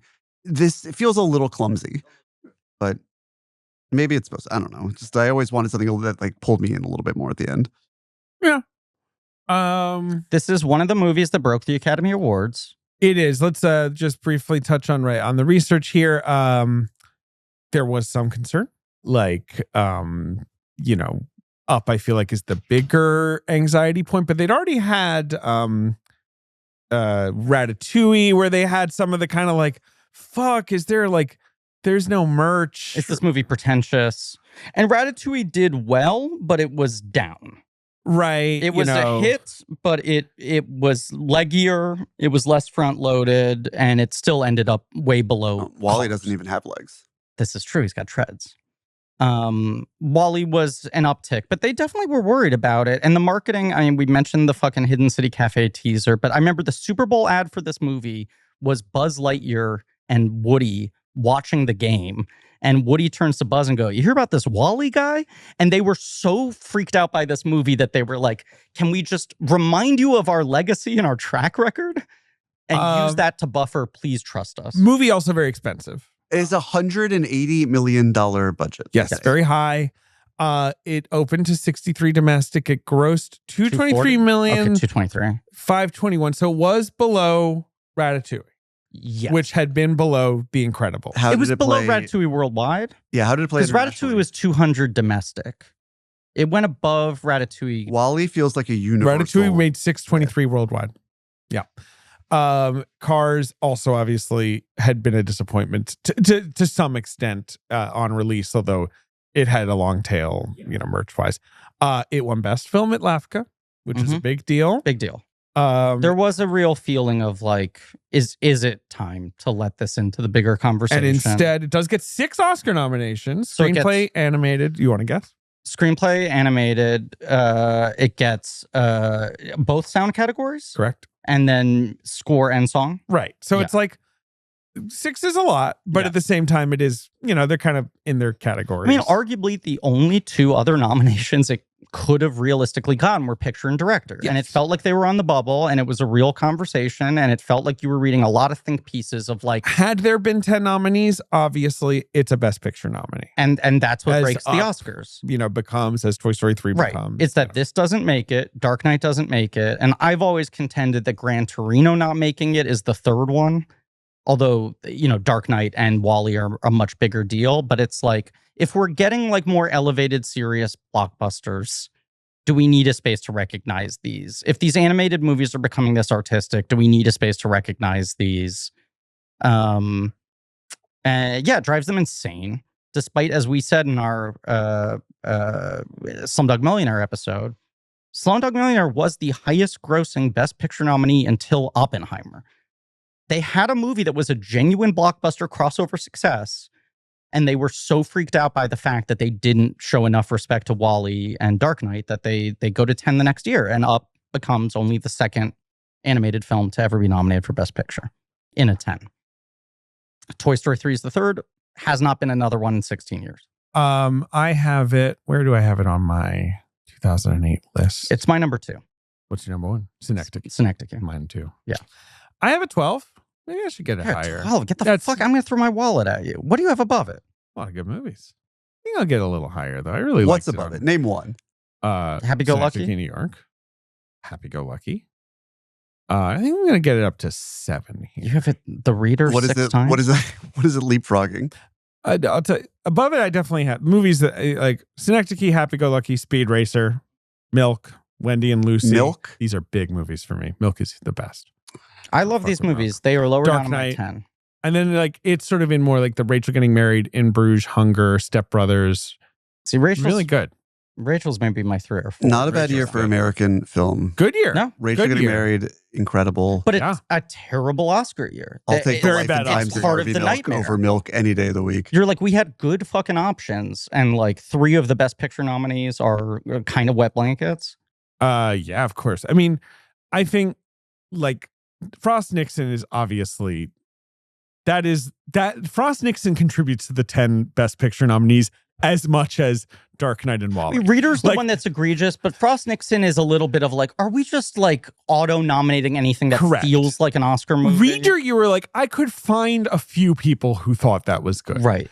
There was not one person There was no on earth passion. who was like, one of the best 5 movies of the year is Ron Howard's It was Frost also Nixon. like, that play was really good. Yeah, it plays pretty good. Yeah. They didn't really translate it well. It translated poorly. Right, I let's- saw the play. Let's give it 8 Oscar nominations. And it was like, you know, it felt like that, you know, those moments where the like Green Book, where the old Oscar voters like, I know we're changing. I can't help it. Like, you know, like one more time, please. You know, like Frost So Nixon. wait, it's Slumdog, Frost Nixon, Reader, Milk. The Milk's so much better than those. And what's the fifth What's one? the 5th one I'm forgetting? Benjamin Button. And I like that movie a lot, but even that one is at the time everyone's like a little underwhelmed. It's a little treacly, you know, like just And like we're nominating that over Dark Knight and WALL-E, which actually kind of really hit the zeitgeist. My son who's never seen a minute of Benjamin Button is fascinated by the premise. He's always like, what's that movie about the guy who's born to being 100 years old and ages backwards? Loves You it. maybe should show Asa Benjamin Button supercuts like Best of Blobby. Like I don't think he'd Do like those the whole exist? movie. Did someone make a Benjamin Button supercut He that would- isn't just thirst traps? would of like Ben Affleck. 7 I don't know. He Yeah. would like Benjamin Button and the revival tent. Mm, Yeah. mm, mm. So box office game, right? Yeah. Sorry, just coordinating a little photo shoot, maybe. Okay. Coordinating a little photo I shoot. interviewed somebody, and they're They're going to asking take pictures of you. of. I should do that for any time I Him just interview sitting someone. at his desk Just like me thinking. going like, and who interviewed him? But David Sims, here David? seen. Can I paint you? I interviewed what's his name, Kane Parsons. Yeah. How's that movie? We'll all know by the time this comes out. I'm quite fond of it, especially all the parts where they are in the back rooms. Mm. Oh, cool. That's probably a good percentage of the movie. But there was but there was a moment during our interview when he said, yeah, no, I started to get into this stuff, liminal horror and all that stuff, in my first year of high school, which was the first year of COVID, 2020. Mhm. And you- it's just, you can hear it on the audio Pulled out a gun of and our put it in your interview, mouth. right? The loud shotgun blast I do to my You hand. ate a bowl of bullet soup. Where I was just like, oh, pardon me. Drink poison. Okay, so it's number 1 at the box office. Griffin, what's it opening against? Opening to a very surprising $50 million. Wanted. I feel like Wanted like Ugh. massively over-indexed because it was sort of the Angelina Jolie moment of like, this is serious. Like she is a magnet. The Like only a- thing I like- wanted was to never see that movie again. Am I That right? movie is a little Terrible. abrasive, I will say. Terrible. She is really good in it, though. Because this is the Changeling year, which is a movie, I don't like. And I always contended her for Best Supporting Actress would have been a more deserving nomination in Wanted over Changeling for lead actress. I think that's a bad take. I don't like that movie, and I think Jolie's really good. I think she definitely like gives Wanted some pep. And she's doing her A little assignment. curve But in its bullet, if you will. I'm a Changeling it's defender. a strange specific performance, but maybe I need to rewatch Changeling. Terrible movie. I like never Changeling. needs to be thought of Yeah, again. Wanted sucks. Wanted, I mean. That guy, Yeah. I mean, remember? Timur Beckman Bentoff. He's a product of Harry Knowles. It's just them Yep. gassing up the, what was that? The Night Shift? Yeah. Yeah. Whatever the fuck it And was. Day Shift. His Those are trilogy big of the movies in Oh, yeah. Or Night Watch. Night Watch. Yeah. I Wanted, I remember, I haven't seen it since 2008, but every time it made a choice, it made the loudest, most annoying And yes, the wrong one. Well, they have loomers who weave tapestries that tell them where to bend bullets. When McAvoy creams Chris Pratt in the face with with a keyboard, and then the words "fuck you," but the teeth are filling in like the O's or like at the like come at your the screen. most inspired visual choice in that film. Right, and Chris that Pratt was in that movie. Chris Pratt plays his coworker who cuffs he's like him. it's Chris Pratt in like sweaty chubby mode. Right, back when he was in playing Office Workers. Yeah. Right. But that movie, yes, you're right. Massively overperformed. It massively overperformed. Number 3 at the box office. Right, these are all films I like saw alone in cinemas in my first year living in New York. Comedy, TV adaptation. It's the first Sex in the City movie, is it not? You are correct. Incorrect. That movie is at number 9 though. Oh, okay. It's a different Older TV. It's an older. It's not the Honeymooners movie. It's an older. What's it opening to? Well, it opened last week to 38 million. It's going to end up at 130 domestic. Oh, it's Get Smart. Get Smart. It was a hit. Forgotten. They kept threatening to make a sequel, and they were like, "Didn't you guys like this?" And people were like, "What?" There is Like what? there is not an inch of pop culture that is not somewhat connected to Anne Hathaway over the last 30 years. I think She rocks. she's gonna fan. have a very defining year this year, and we will all recognize her By import. defining, you mean every single movie Omnipresent. features her. Exactly. Yes. Her and Zendaya are having an arm wrestling It match over the could pop work culture. against her. Yeah, Yeah. I mean, in some senses, maybe. Does but I think Zendaya it have just 4 or 3? Zendaya's got Dune, drama, Spider-Man, Odyssey, Oh, Euphoria, right, she's an Odyssey, season and then 3. Euphoria. Luckily, it seems like Euphoria season 3 is going to pass without anyone talking But about I it. do think that this year will sort of cement in the public consciousness to an even greater degree than it had before that Anne Hathaway is an institution. Hathaway fucking rules. I mean, Hathaway's. We're very pro Hathaway in this house. Yeah. In this house, we respect Anne Hathaway. I worry this year will be too much Hathaway. So it's Mother Mary, Devil Wears Prada, Odyssey, Verity, House at the End of Oak Street. Is there a sixth I think one there's I'm a sixth. forgetting? But Yes. with the exception of Verity and Devil Wears Prada, I think those movies have such different core audiences that I don't think it's going to feel like It is a oversaturation. widespread. Sure. Is it just 5 or is there a 6? I'm just seeing 5, although I could have sworn there No, was. then pick There's up a the movie slack. called Alone at Dawn, the Ron Yes. Howard movie. Right, that's coming out That- next year, I think. That doesn't have a date yet. Yeah. But that's the other one on her.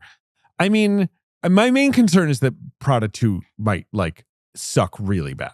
I've heard that it is basically the same as the first one, but obviously diluted. The so. first one's a masterpiece. So even if that's it's diluted, fine. I'm fine with it. Right. And If then it it's, hits the if it's story, like it's a the same kind of piece. like base hit, like that's okay. I was worried it was going to be like Me too. Super Mario Galaxy of Devil Wears Prada, where just shit happens. It just starts And with they mini point at the Meryl screen. Streep has been And then she goes Set a like color. florals, and you're like, yay!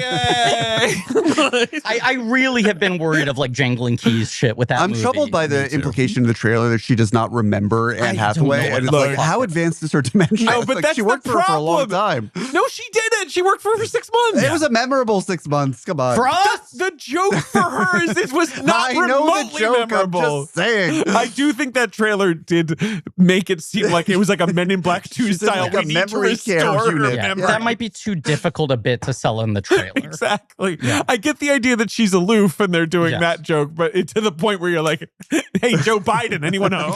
Yes. Is Kung Fu Panda still in the top 5? Kung Fu Panda, you have guessed correctly, is number 4 at the box office. That's another one that overperformed, and there was a real arms race of they ended up very close in terms of the final totals. Sure. Kung Fu Panda is fun. It's got a Kung Fu Panda in it. Yes. There you go. But I think there was a little Master bit of like, Oogway, did he's there. Pixar go too esoteric? Sure. versus Kung Fu Panda is right. Pixar's like, yes, the existential crisis. And Kung Fu Panda's like, the panda's large, yet does Kung Fu. I mean, the title explains the plot. An anecdote I've shared so many times, but the urban legend I have heard that when Jeffrey Katzenberg was pitched Kung Fu Panda, his first response was, I like all three of those words. And that movie is the best executed version of Kung Fu Panda. I think when it came out, everyone's like, oh, it's actually like good. But Wall-E was trying something very ambitious, and they ended up at the exact same number, and Wall-E cost You don't hear a lot of podcasts about Kung Fu Panda these days. No, and there's 4 of them. There are 4. But, Kung Fu Panda did endure, I guess, as, sequel fodder and all that as well. Number 5 of the box office is a film in a cinematic universe that's getting its start. This is... Here in 2008. Is this Hulk? The Incredible Hulk? Yeah. Bad movie. Really bad. But did introduce me to my favorite MCU character, Liv Tyler's Betty Ross. Yes. And I finally got to see her one more time recently. I love when we're yes. Or can we quickly, if you want to salute our president? There he is. Bright and red. I thought you were going to say Tim Roth's Abomination, which is most Americans' favorite MCU character. Yeah. Also, actor who's clearly the most delighted to be in those films, having a great time, charming to everyone around. You know what my favorite Betty Ross scene is? Tell me. It's tough to pick because she's got so many good moments in the MCU. I can't guess because there's too many. My personal favorite Betty Ross scene is when her human body walks into the raft to visit her incarcerated Red Hulk former president father, and her head is definitely the same as her human body. Yep. Both things were shot at the same time. All in union. In front of a camera on a real set next to Harrison Ford. God, what if it turned out Joe Biden wasn't insane? Yeah, wasn't, losing his mental faculties, but instead it was just suffering from Red Hulk's disease. And that had been pills. the big twist. It would answer some questions and raise others. Yes. Number 6 was, a good film here, The Love Guru.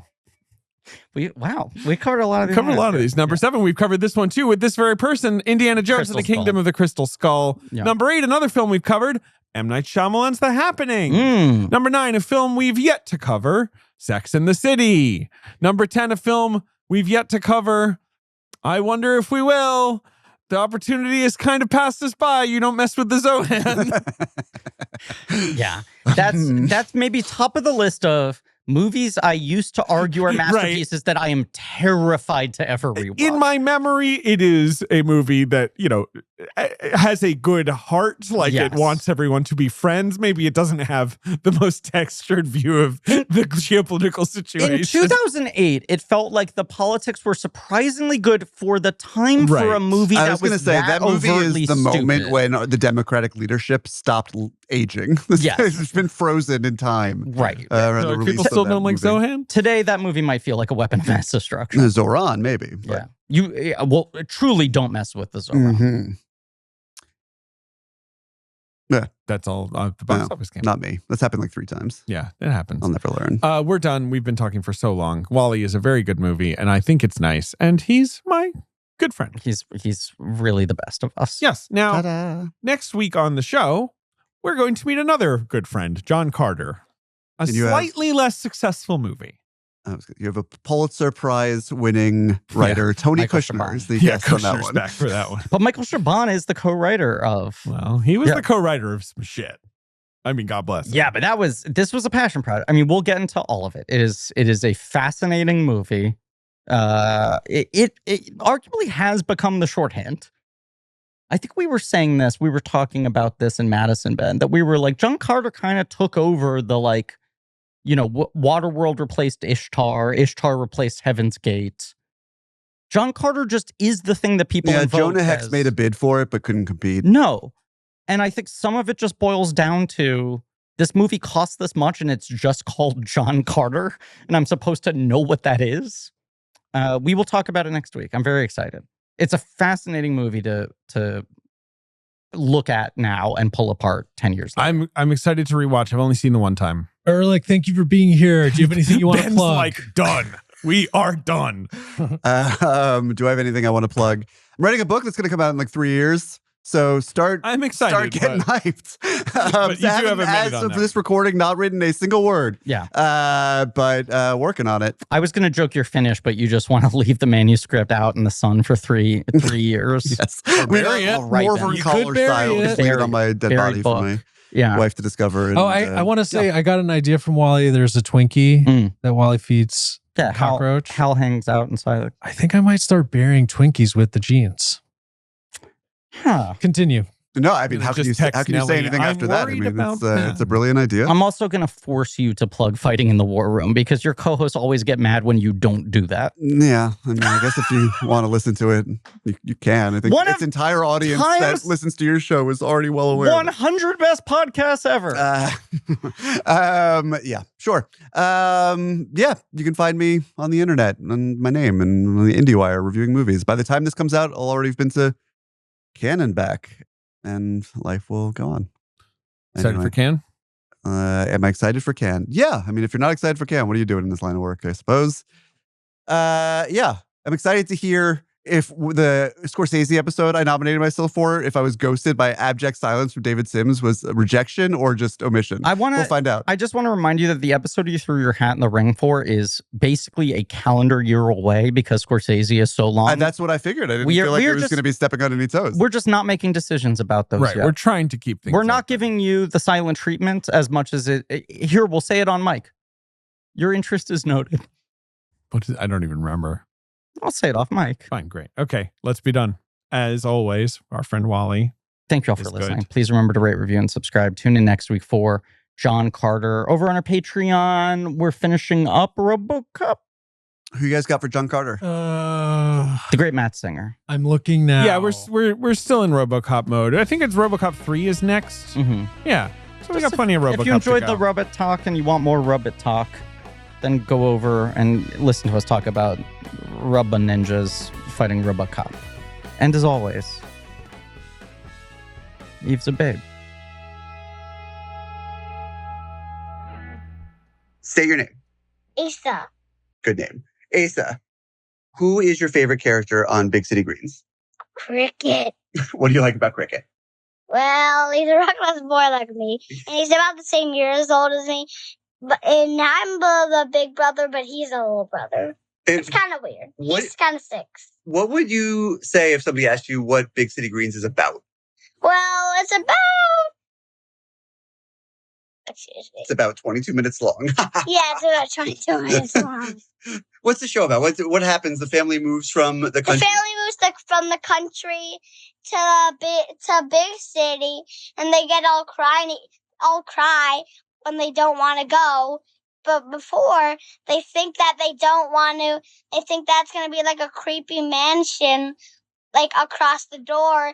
But then Bill said like that we're leaving the country and moving to big city. And they cry all And along. why is Chip Whistler so mean to them? Well, when they first went to big city, Cricket the Chip told Cricket something, and then Cricket kicked him in the legs, and then this all began. And last question: what do you think of the movie WALL-E? What does that have to do? It's unrelated. What do you think about WALL-E? You used to love WALL-E. We watched it every day for like 6 months. Nope, boring. Boo. Okay, say goodbye. No. Blank Check with Griffin and David is hosted by Griffin Newman and David Sims. Our executive producer is me, Ben Hosley. Our creative producer is Marie Barty Salinas, and our associate producer is AJ McKeon. This show is mixed and edited by AJ McKeon and Alan Smithy. Research by JJ Birch. Our theme song is by Lane Montgomery and the Great American Novel, with additional music by Alex Mitchell. Artwork by Joe Bowen, Ollie Moss, and Pat Reynolds. Our production assistant is Minnick. Special thanks to David Cho, Jordan Fish, and Nate Patterson for their production help. Head over to blankcheckpod.com for links to all of the real nerdy shit. Join our Patreon, Blank Check Special Features, for exclusive franchise commentaries and bonus episodes. Follow us on social at blankcheckpod. Subscribe to our weekly newsletter, Checkbook, on Substack. This podcast is created and produced by Blank Check Productions. And Wall-E is kind of a vehicle. Yeah. If you think about that. Wally's kind of got some main character syndrome with regards to this movie. He does. He's also kind of a great friend. Yeah. Well, that's save this for the mic. That's the kind of observation that must be recorded at Yeah. all times. Okay, David, I'm going to send you a thing in a second. Did you guys record Finding Nemo already? We Yeah. did. We did that one. Good movie. The best. Very good. Fish. Okay, David. Yeah. Mhm. Well, I assume you don't mean me. Yeah, sorry. Ben, we ready? We are.